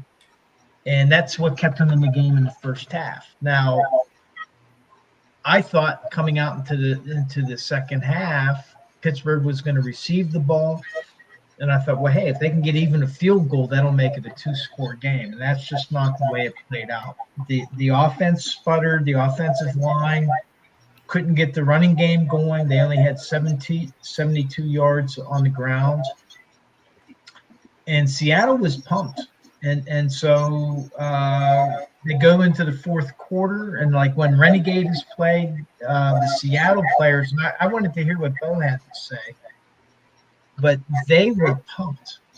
They were very animated and dancing, and they were ready to play. And the Pittsburgh team, they were going through attrition. They had already lost Alex Highsmith to a high ankle sprain. Loudermilk was out with a high ankle sprain. And they were having to come in with defensive subs. And they did stop them, and there was a 3rd and 9 play. And Patrick Queen blitzed in the middle, and Darnold spun out of it. and there was one defender, there was the quarterback, and the tight end. So what is a defender going to do? If he goes with the receiver, well, then the quarterback has a first down. So he stayed with the quarterback, and he just lobbed it over his head for a critical first down. And then still they get down. It's 2nd and 10, and Jack Sawyer, who played for Ohio State last year, he got his first sack. And so it's 3rd and 19. So can we hold him to a field goal? No. And is Seattle going to pass on 3rd and 19? No. They run the ball, and they score a touchdown from 19 yards out. And so really what Pittsburgh showed is that they can have individual spots of brilliance, but on defense, they're not playing as a team. On offense, they're not playing as a team. DK Metcalf had several drops, although he didn't have a touchdown in the game, but he dropped, I think, 2 or 3 passes. And then on special teams, we had the rookie Caleb Johnson returning kicks, and he was mediocre at best doing it. And he had a gaffe. He kind of like dodged the ball. I don't think the ball touched him. Looked close, but I don't think it touched him. But it hit in the target zone. So if the ball hits into the target zone and rolls into the end zone, it's a live ball. And Seattle was there. I think Thornhill or Scotty Miller, somebody tried to jump in there, but there was 3 Seattle guys, and they were just gifted a touchdown. So they ran away with the game. I thought Seattle looked solid. They had a good game plan, and they never panicked. And with Pittsburgh, they just kind of fell apart, and they're just a bad team right now. Now, does that mean that they're going to be a bad team for the rest of the season? Yes. That remains to be seen. The difficulties are going up against the Patriots team, who is a good running team and is a good pass rushing team. And that's been 2 of the weaknesses that the Steelers have had. They can't stop the run, and the offensive line has had a hard time protecting Aaron Rodgers, who he was sacked 3 times, I think, but he had a number of hurries during the game. So it doesn't look good, and Pittsburgh has, right now the Patriots are an improving team, but it's I wouldn't call it a must-win game, but So is this the end of Tomlin? and loss. Can this be the end finally and mercifully for the fans? No, and for Because number one, there's a lot of, to answer your question, Anthony, for Steelers fans, they want some combination of Mike Tomlin, Terrell Austin, and Pat Myers, the offensive line coach, fired. Well, here's guess what? 2 games into a regular season, it's not like the NCAA, like Jeff Fan was talking about Virginia Tech firing their coach. That's not going to happen. None of those coaches are going to be fired. And even if they did fire them, whoever they bring in is not going to change what's been happening on the field. And right now, the defenders, TJ Watt he went for his 6th straight game, I think, or 7th straight game without a sack. They just have to come together. They have to shed blocks. They have to make tackles. And they were missing tackles, and the defenders weren't able to be shedding the blocks, and that's what they have to do. So right now, I would just say that they're a poor team. They're really performing badly. Tomlin will be Rodgers. 2026. Tomlin will be there till 2026. And then, yes, as I've been saying, I think they're going to get rid of Tomlin. I think they're going to get rid of Smith and probably a few others. But this year, like you said, they're safe. Dave, what's our percentages look like here? All right. So right now, and Don said that he couldn't come on tonight. He had a family emergency, but he said he'll send his picks for tonight and tomorrow. But after week 2, I have 25 out of 64 picks correct. I'm at 39.1%. So don't take the cab with me. I'm not doing very well. Then Demetrius and James, you guys are tied with 31 out of 64 picks. You're at 48.4%. Don is at 51.6% correct calls. And Anthony, week 1, you weren't here week 2, but week 1, you slaughtered it. You're at 59.4%. You had 19 to 32 picks. So just, the rule that James laid out at the beginning of the season is, in order to be eligible to win the season, you have to answer at least 11 of the 18 weeks. And we'll just go by a straight percentage. But right now, there has to be some type of things going on, because I was in the queue last week to be on, but I was never lit in. Because this is a thing where probably Demetrius or somebody blocked me so that I couldn't get in. There's probably somebody they didn't want my picks to be in there. Well, it might have worked to your advantage, because you're ahead by 50. You got like an 8-point percentage lead over everybody. Well, that's Demetrius doesn't want to smoke with me. I mean, it's really him and Bo. You saw how Bo came in and he vanished. The man from Atlanta, where was he? He didn't come. They're remember, Mr. Scott. Like you always all you got to do is look on the script and do like Don. You can send your picks in. So you're sitting right today. So, and that's what Don is. Don is going to send in his picks tomorrow morning. Yeah, So, let's get to our picks tonight, then, guys. And let's see. First game tomorrow night. We have the Dolphins, and they're getting 12.5 against the Bills. The over/under is 49. Bill. Give me the over, and give me. I just can't believe the Dolphins are as bad as they've looked. They lose this game, but I think they lose it by 11 points. So I'm going to say they deny the Bills. Yeah, and I think the over/under is 49.5. Is what you said. Oh, look. I'm still going to take the over. I think it's a bit of a shootout, which actually helps the Dolphins. Okay, Bill. The Packers giving the Clowns 9.5, and the over/under is 42.5.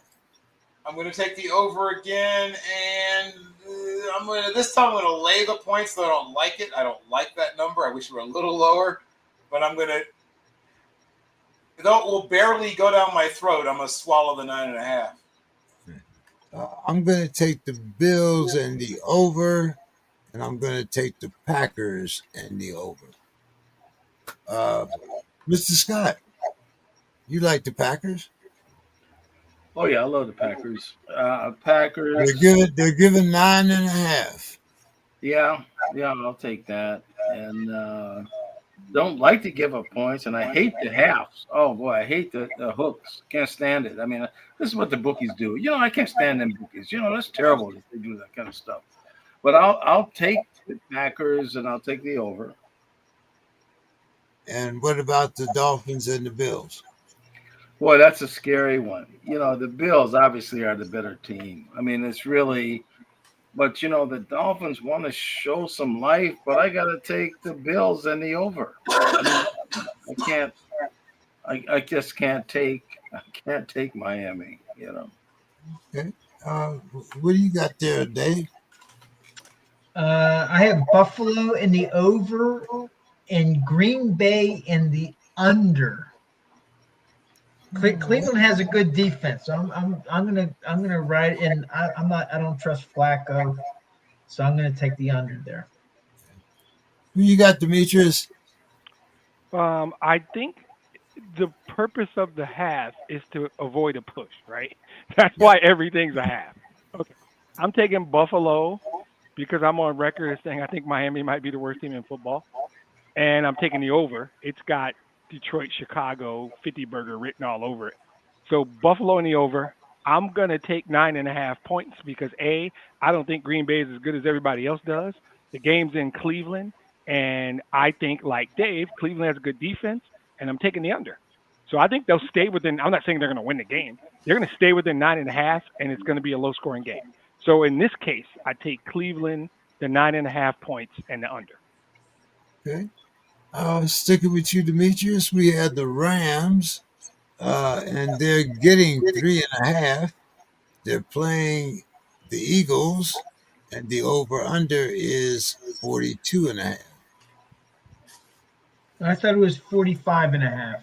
45.5. 45.5. That was the Packers I was looking at. Sorry about that. Yeah, 45.5. I am taking the Rams because I think the game's going to be close, maybe a field goal. But I'm going over. Okay. And the Raiders are playing the Commanders. The Raiders are getting 3. No hook, just 3. And the over/under has the 44.5 hook. I'm going to take the Commanders and the under. Okay. Bill.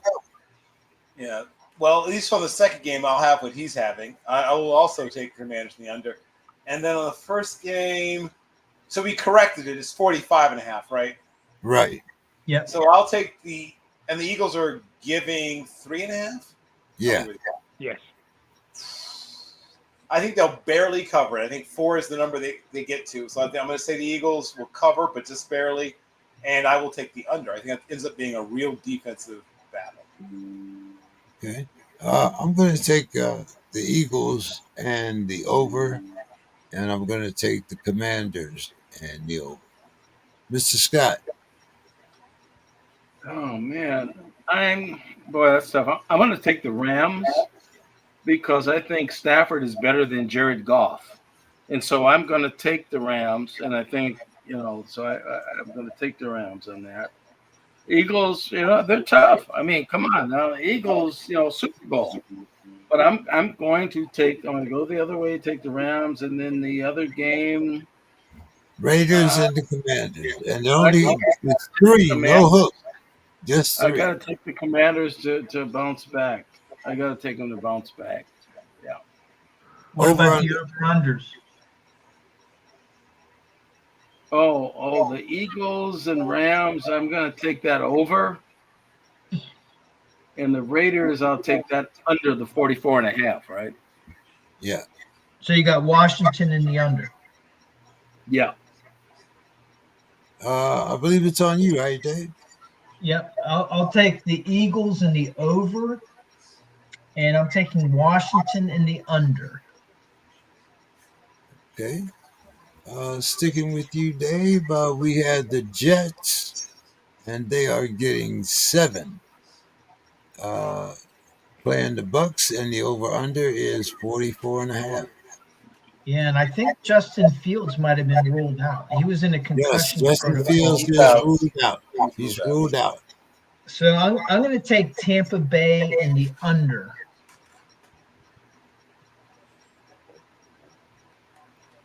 And the Colts are giving the Titans 3, and the over/under is 43.5. Dave. Well, we talked a lot about the Colts. I'm going to take the Colts in the over. I think this is their chance to be 3-0. Yeah, I'm going to take the Colts in the over, and I'm going to take the Bucks in the over. Bill. Well, as they say, follow that cab. I'm going to take the favorites and the points like I think you both just did. And I think I'll take the over in both of those games. Let me just confirm. What was the totals for both those games again? 44.5 Jets Bills and 43.5 Colts Titans.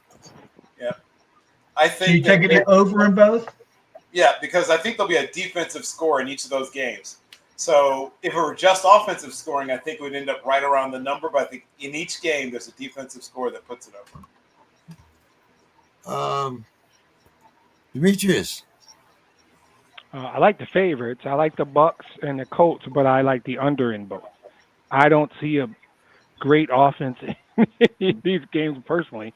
Tampa can score when they need to, but I'm going to take the over. The under in both. Mr. Scott. Yeah, I'm going to take the Bucks to cover, and I'm going to take it under.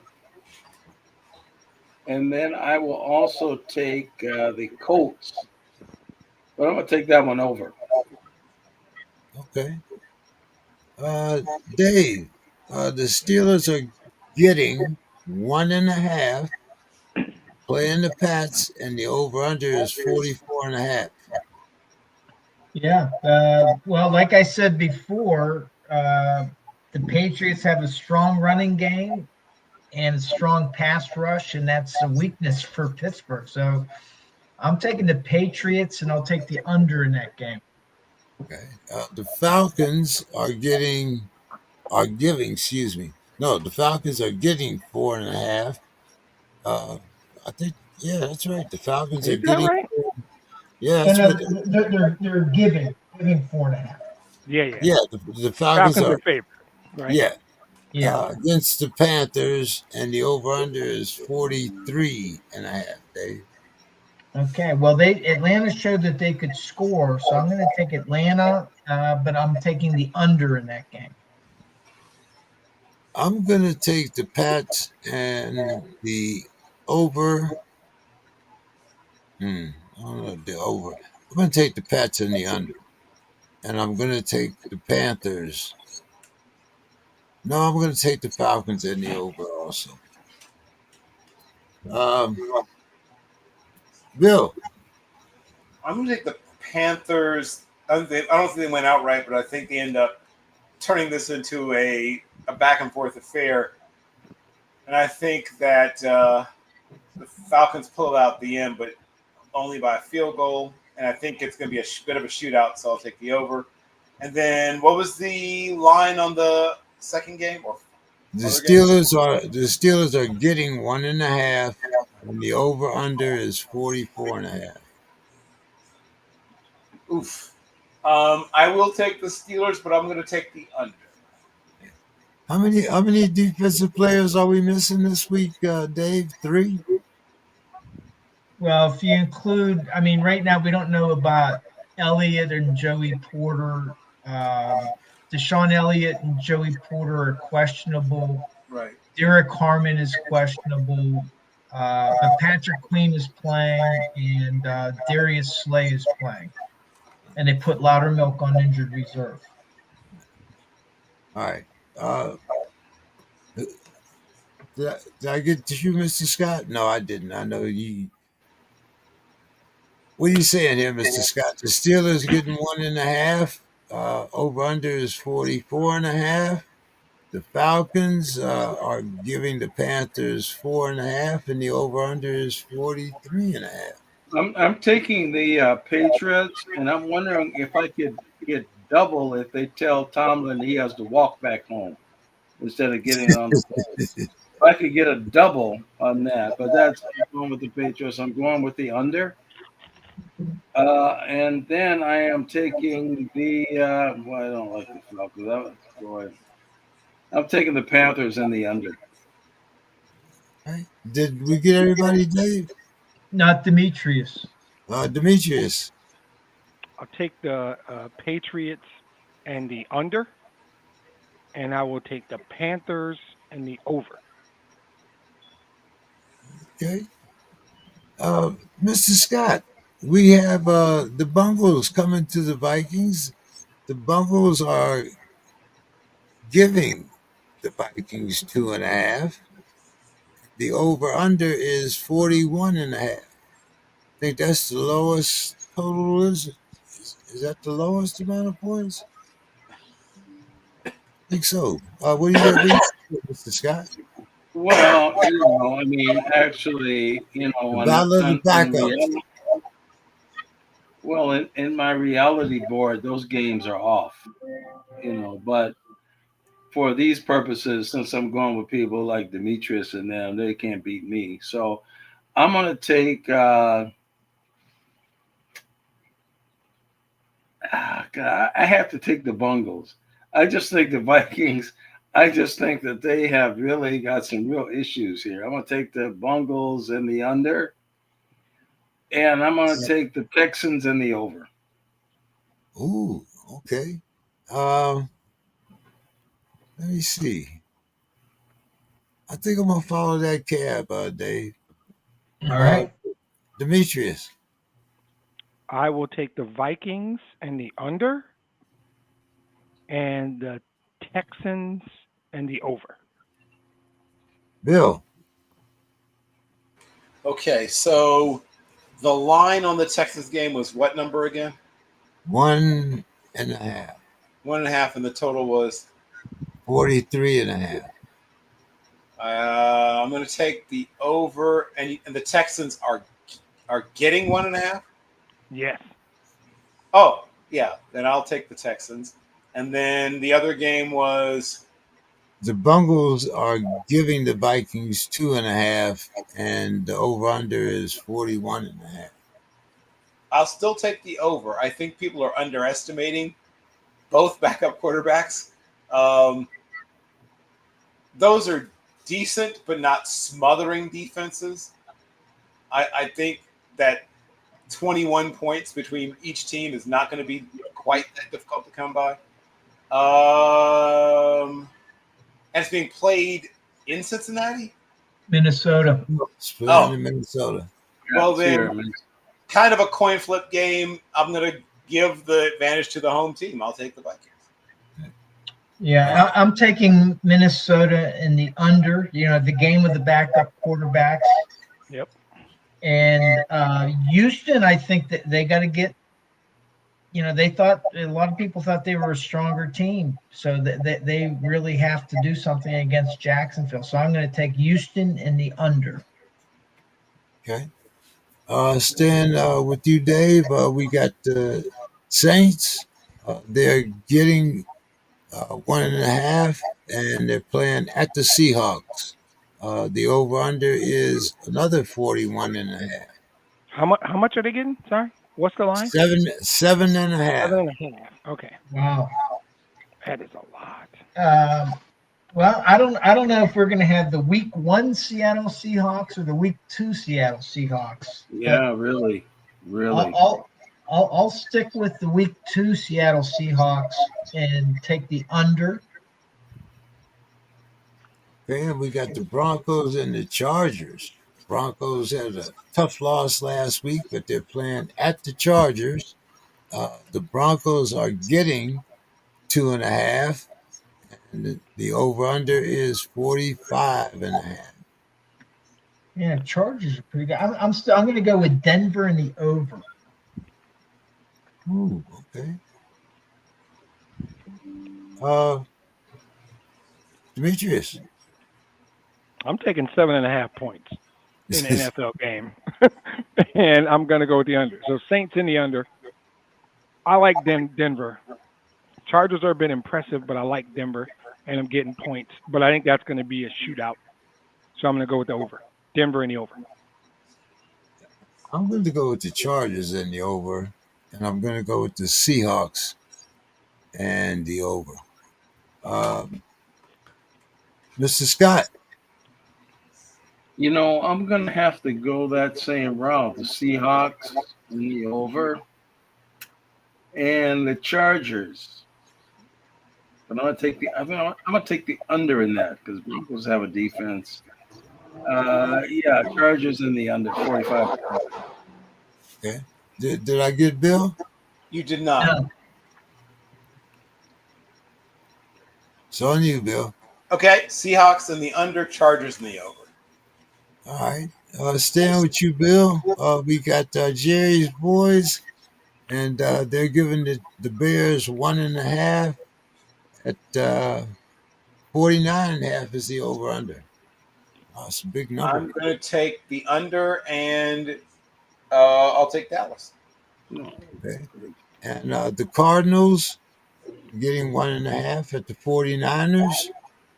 Over under is 43.5, Bill. I'll take the Cardinals in the over. I think the Cardinals might win that game outright.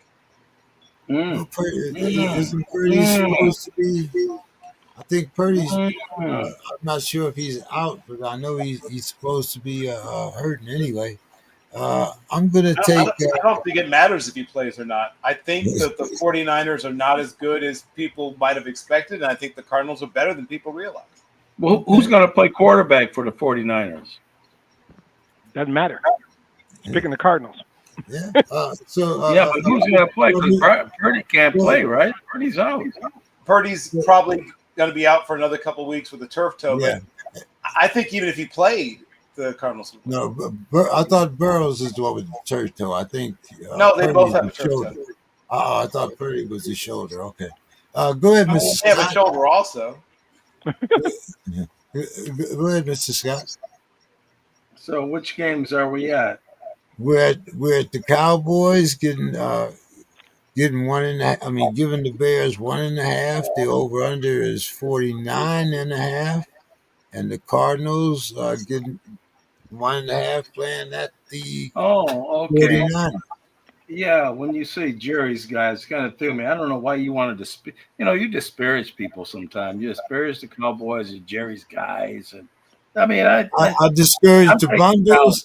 I'm taking Dallas. I'm going to take Dallas. I'm going to take Dallas. Bears are no good. Bill, I know this. I hope this isn't a dagger to you or anything. Bears are no good. Mr. Manicure, I don't care for Mr. Manicure quarterback. He's, I really don't. But so yeah, I'm taking the Dallas, and I'm thinking maybe I'll take the game over, and then I'm going to take the 49ers in the under.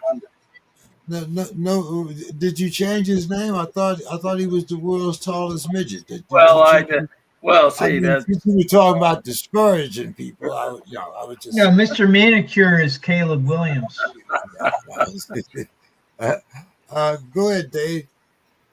I'm taking Dallas in the over, and I was going to take San Francisco in the under. I'm going to take Arizona in the under. Okay, Demetrius. Follow that cab. Okay, I'm going to do the same. Let's see. Okay. And by the way, I agree with Bill. I think the Cardinals are going to win that game outright. Oh, all right. Well, I'm still waiting for Harrison to catch on in my damn fantasy league, but that's another. Yeah. Anyway, don't worry about him. He'll be fine. Tell him to put up more than 9 points then, goddamn. Well, I guess the retort would be, why didn't you take Michael Wilson, the guy that scores the touchdown? Because he wasn't available. Yeah, that's probably the answer. Not where he was available when you picked Harrison. I can promise you that. Oh yeah, he did. He sure was. He was available up until I believe 10 o'clock this morning. You maybe should not evaluate your fantasy guy after week 2.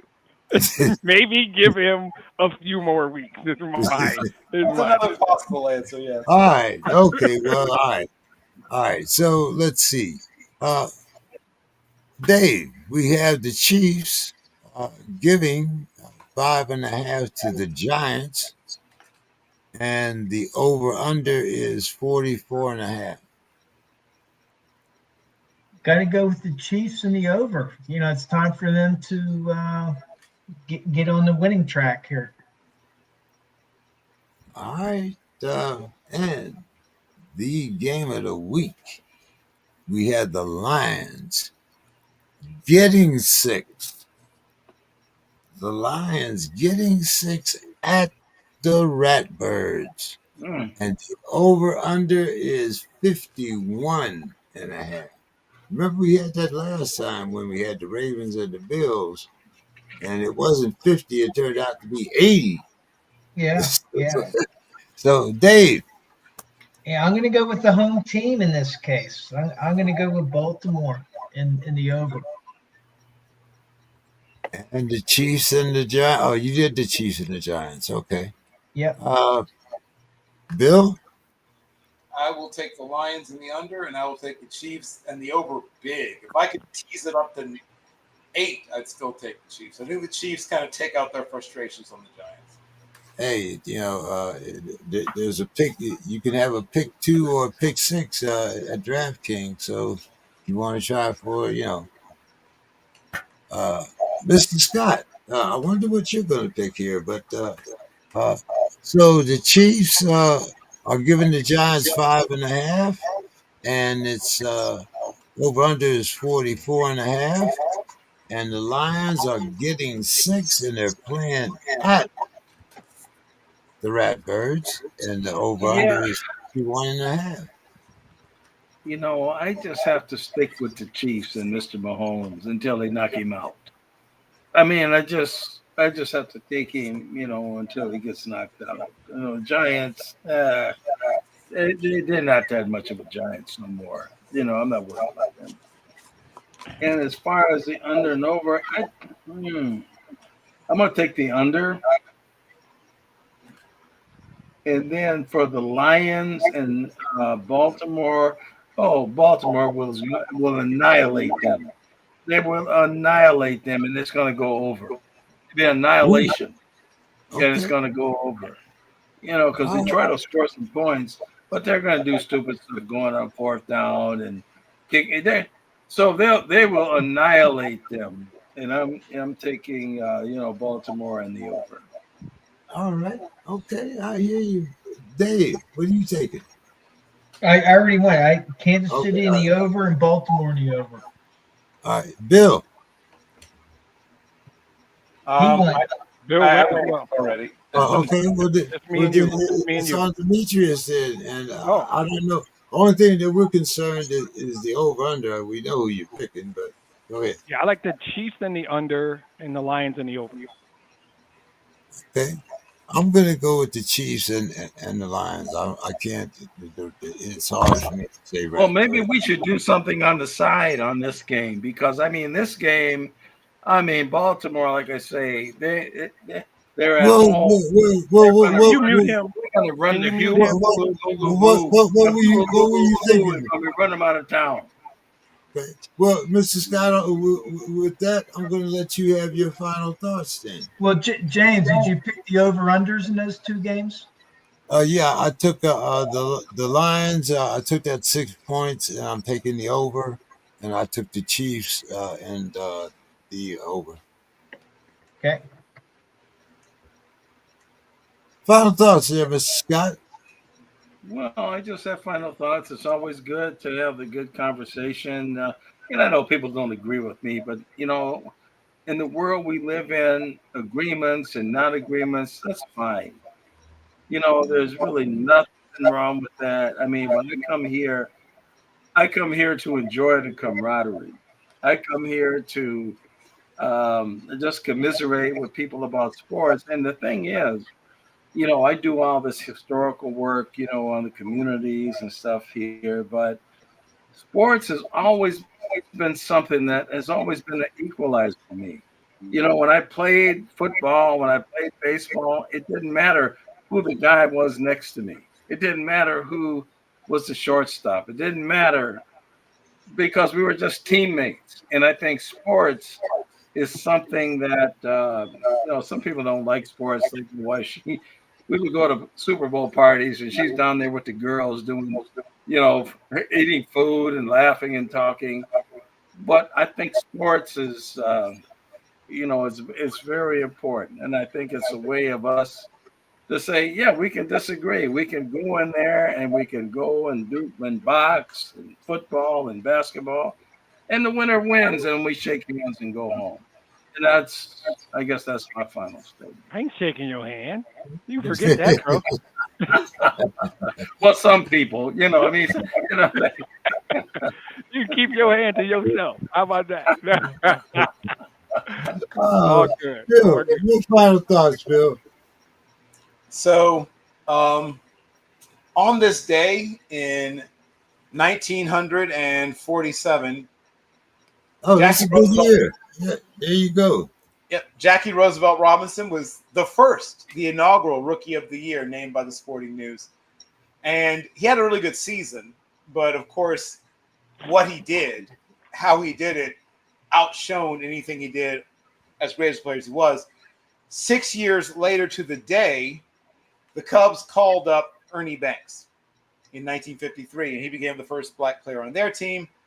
And in Hahnemann Hospital, at almost exactly this time, actually maybe a couple hours before this time, Eastern, in Philadelphia, Pennsylvania, Thelma Ellen Young Carroll and William Carroll welcomed as it was described in his charts, a precocious Negro baby boy into their family. That was what the chart actually said. I'm not making this up.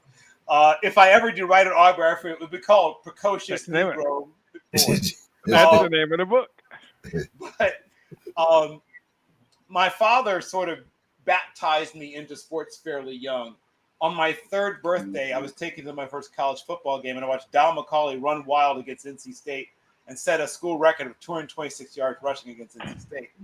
I have expressed myself, my love, my frustration, my knowledge, my hopes, my dreams, my aspirations through sports.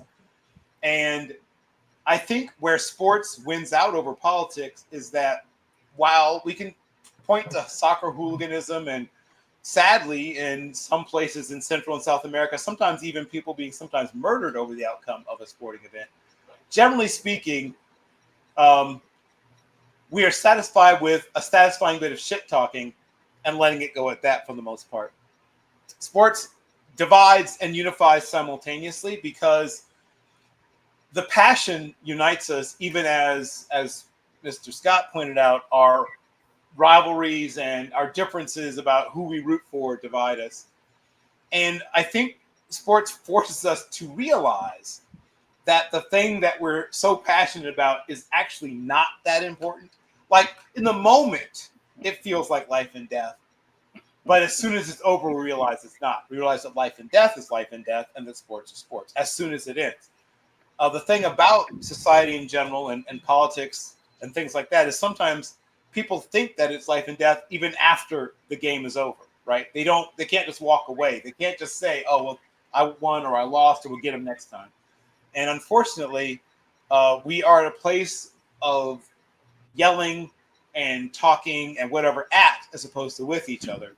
So the thing I love about being on the Sports Krib, the thing I love about the fact that we're all over the map in what we care about in terms of sports and society and politics and religion and God knows what else. But at the end of it, we all look forward to talking to each other again, no matter what we said to each other. And, you know, who dunked on whom or who scored points on whom and who we're trying to get back at next week. We do it with a sense of love, a love of the sport, and frankly, a love of each other. And I want to say that I love each and every one of you here, at least in part because consistency is a way of showing love, right? I'm not about to, quote Troy Maxson up in here. Those who know the great Troy Maxson's role as created originally by the late, great James Earl Jones on Broadway in the amazing play Fences by the late, great August Wilson. Great But play. Once again, sports is a major part of that story. If you've seen the play, the movie's pretty good, but please see the play or read the play if you can't see the play, but please see the play if you can. So much of what we think we know about America is not fully understood if we don't first say America's loves, hates, extremes, and in-betweens are really well expressed in sports, right? If you don't know sports or understand sports, you never fully understand this country. It is impossible to fully understand America unless you understand sports. Yeah. Not a single one of us every single one of us here has been in a business meeting somewhere where someone said, well, what's the game plan? Who's quarterbacking this meeting, right? Oh, I gave so-and-so the assist on that presentation, right? Every single one of us, even with people that don't even like sports, they express themselves through sports in business, in life. It is so deeply interwoven into us and into this country I hope that we will turn to sports in times like this as a way to better express ourselves to each other, and that is my final thought. Dave. Yeah, two things. The first, some sad news in the Pittsburgh sports world. Dale Lawley, he was a longtime sports writer, editor, commentator on Steelers Nation Radio. He passed away at 58 years old, and young guy, and he was working up until August, and then all of a sudden you didn't see him on the byline.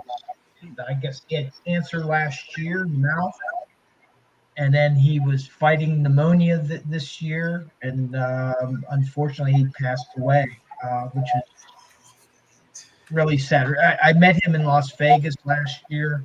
Very approachable guy, very easy guy to talk to. And so the Steelers Nation, I think, for those that knew Dale Lawley or listened or read to his writing, we'll miss him.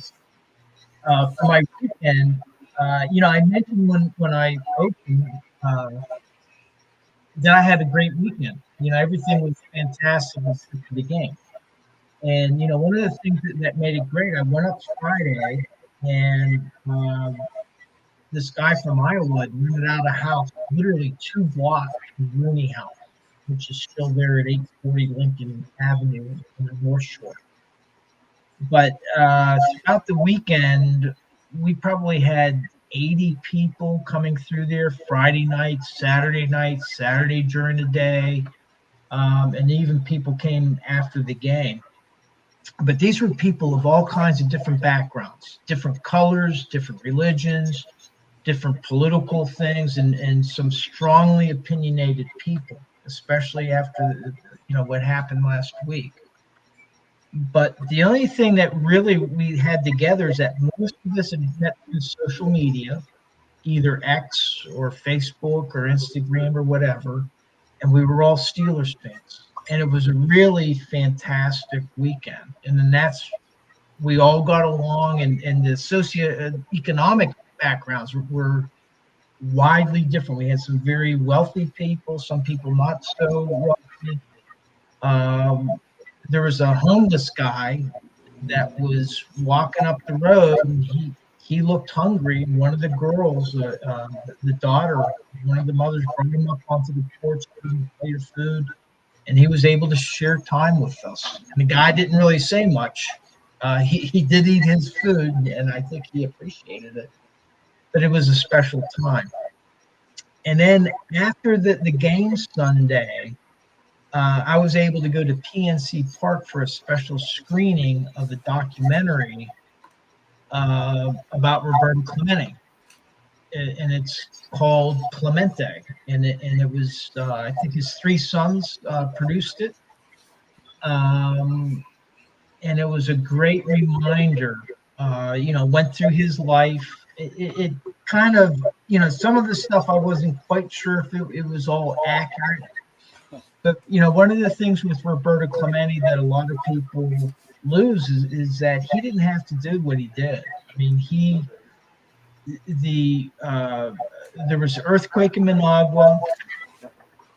He was arranged several flights to get there, but then there was news that not all of the aid was getting to the people in need, and that the Somoza regime, that maybe they were confiscating it. And he had been to Nicaragua before, and he was very well known in Latin America as a baseball player. He had hit his 3,000th hit. I think that was his last hit in September of 1972. So what he did, and he didn't have to do it. I mean, he had already arranged 3 flights, but I think this was the 4th flight. He decided he was going to accompany the shipment. And there was other people that wanted to go on this cargo plane with him. And he goes, no, it's New Year's Eve. Go, you guys go out and have a good time. This is for me. And he felt strongly that if he went, that the government there, because he was so well known, that they would make sure that the aid would get to where it had been directed. And unfortunately, the plane crash. It was overloaded. There's a whole story about the plane, and it should have never happened. Today, it probably wouldn't have happened, but he was lost. His body was never found. One of the things that most people are familiar with the loss of Roberto Clemente. A lot of people are familiar with the Immaculate Reception, but what they don't connect are two events. The earthquake in Managua happened the day that the Immaculate Reception was being played. And so the loss of Roberto Clemente was basically 1 week apart. And so to me, that's really when you saw Pittsburgh transition from a baseball town to a football town. And it was the loss of this great man. But this is the way he led his life. He had told his wife, and I've heard his kids talk about it before. He never thought he was going to grow old. But one of the things that he said, the quote was from Roberto Clemente: anytime you have an opportunity to make a difference in this world and you don't, then you are wasting your time on earth. And to me, that's just a great message. I think more than a baseball player, he was a great man, and so it was just a great way to finish the weekend. So this film should be coming out over the next few weeks. I don't know if it'll be on the History Channel or Discovery, but it's called Clemente. You can probably Google it, and it's probably not the greatest production, but for me, it was very special because it was just a great reminder of what a great man Roberto Clemente was, and what an impact he had on a lot of people. That reminds me of something here in Minnesota, real quickly, of Paul Wellstone. And Paul Wellstone was a politician that was going to, be president, and he dies in a plane crash. It just all of a sudden, as a young man, he's gone, and he had, such. It just reminded me of that. That's all I'll say. It just reminds me of that. Speaking of documentaries, they're in the process of editing down the documentary that I am going to appear in about Sid Luckman. And I haven't seen it yet, but the people who have screened it said it looks really good. So it won't probably drop until the end of this year, maybe early next year, but I'll let you know when it actually is going to be released. Demetrius, take us home, my man. First and foremost, happy birthday to my friend Bill Carroll. I will see you Saturday, my man. Thank you, sir. We will celebrate for real. Second, I'm going to stay with the theme, and the word I'm going to use is transcend. It transcends everything. Sports transcend. I'll give 3 relatively quick stories. One, I am in Krakow, Poland, at the airport on a business trip, and I'm wearing a Michigan State shirt. I see an individual deplane, and I can see his shirt is green. And I swear, all I caught was a glimpse. And I heard him yell, "Go green." And if you go to Michigan State or there's only one answer, is go white. And I didn't even look for him. I didn't try and find him. I just yelled, "Go white." Like in Krakow, Poland, I didn't know the guy. And my rule is, if you're wearing a green and white shirt with that logo, I don't care about your politics. I'm going to acknowledge you, right? Like right now, one of my most hated enemies is on the screen, but he's wearing a Muhammad Ali shirt. So I got to like him right now. I want to be mad at him. I want to call him names. I want to fly to Minneapolis and talk to him. But he's got on a Muhammad Ali shirt. And anybody who knows me, here we go. You know I'm talking, right? Anybody who knows me knows I have 15 Muhammad Ali T-shirts. I got a picture of Muhammad Ali in my office. Everyone knows the reverence I have for that individual. You wear a Muhammad Ali shirt, we're friends. I don't need your name. I'll know your name. My wife bought me this shirt. I think it was her wishful thinking. She bought me this shirt. So my second quick story is at work this past week. Heated conversation about politics with somebody. We don't see eye to eye. The conversation was respectful, but quite difficult. We had enough intellectual respect that it was tough. But when the conversation was over, he said, "You doing your podcast Monday night after the Ravens game?" I said, "You goddamn right I am." He was like, "I'll be listening." And now that's how we ended. After going 45 minutes, kind of heated on some tough stuff. We're leaving the conference room, and he says, it'll be midnight. Yeah, I'm doing it. He's like, I'll be listening. Cool. Last one is my best one, 1991, Auburn Hills, Michigan. The Detroit Pistons are playing the Portland Trailblazers for the NBA championship. The game's in Portland. Maybe game 5, game 6, don't remember. Vinny Microwave Johnson hits a shot with less than 1 second left to win the Pistons the second of their back-to-back titles. 0.7. Now, it was a cool thing to do, to drive to the arena, pay $10 for charity, and watch the game on the screen. Me and my friend Art do this. We're talking the whole game. I don't even know that there's somebody next to me, but there is. When Vinny hits this shot, I turn to high-five this man. For shits and giggles, he's white. He's wearing overalls.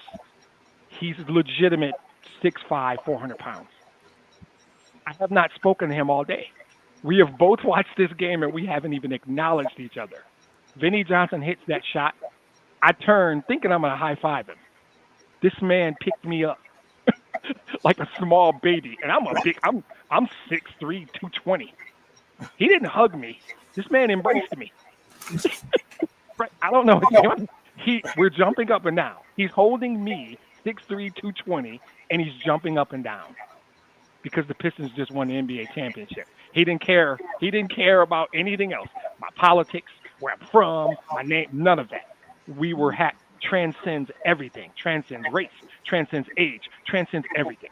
If I see you in Krakow, Poland, and you're wearing a green and white shirt, we're friends. I don't care about anything else. That's the thing that people who don't love sports, like the 5 of us are, for currently me, because I'm out of town, and Dave, it's 11:30 at night. James don't give a damn. It's probably what, 8 o'clock back there, whatever. Right? He doesn't care, right? But even for Bill and Mr. Scott, it's 10:30 at night, and we're on here talking about sports. The rest of this stuff doesn't matter. It transcends everything. Everything. And that's the beauty. That's always been the beauty of it to me. When that man hugged me, my friend Art said, "Do you know him?" I said, "No." But who cares? I don't even know him. We just won the title. Like, that's the beauty of it. Staying with the theme of it. To me, transcends is the word. Transcends everything. The nonsense doesn't matter. If you're wearing a Lions shirt, I don't really care about the rest of that. Let's go. Or a Muhammad Ali shirt in the case of tonight. I'm gonna let all the shit you did tonight go because of the shirt you're wearing. Well, when I come to Detroit, I'm gonna sort you out. When I come to Detroit, you gotta let me know, because for the record, I live north of Chicago, so you got to come to Chicago. Detroit is home, but I live north of Chicago. Oh, you live north of Chicago. Well, my cousin's in Hyde Park. You live in that area? No. I can be. Yeah, I live closer to Hyde. I live close to Hyde Park. That's I what got I'm another cousin doing. in South Holland. I got another cousin in South Holland. Well, you're damn near in Indiana. You're basically in Indiana. We'll find you. If you're in town, let us know. We'll find you. And my buddy's in Maywood. So, you know. Oh, where I used to work. Yes, I know Maywood very well. Yeah, of course, the birthplace of Fred Hampton and lots of other. Well, another show. That's a whole. Yeah, my buddy. Well, his cousin is Doc Rivers. Oh, and his uncle is Jim Proviso Brewer. East High School. His uncle is Jim Brewer. They all live out in Maywood. They're all Proviso East. Nice. Well, but my final thoughts for the night, gentlemen. I don't usually talk a lot of boxing, but congratulations to Bud. Bud! Woo! For those of you who don't know, Bud is from Omaha, Nebraska. Yes, Probably, but just like Bob Gibson, Canelo Alvarez. So big shout out to Bud and his team. As you guys said, sports transcends it all. So have a good night, everyone. If I remember correctly, the same neighborhood in Omaha produced Bob Gibson, Bud Crawford, Marlon Briscoe. I think it's Bob Gibson, right? And somebody else. Wow. Are you familiar with Ron Boone? Ron Boone was from Omaha, ABA, all-time scorer in the ABA. You know, good friend of mine. Yeah. I used to root against Ron Boone because, of course, I was a Virginia Cavaliers fan, so I remember him all too well. I love it. All right, guys. Have a great weekend. Hopefully, I'll see everybody next all right, week. next week. And I hope your we're glad you're at the I Spurs. hope your Steelers rebound. I mean, I know you and Dave. I know you really got. Yeah. I hope so. Hey, Doesn't look good though. what, You what, saw the what, way what, James and I picked. what did I say? 6-11. Yeah, but we'll see. All All right. right, guys, Have a have good a night, good guys. one. Talk Good to night. everybody Take next week. care. If Bye-bye. you are in Chicago, come see me.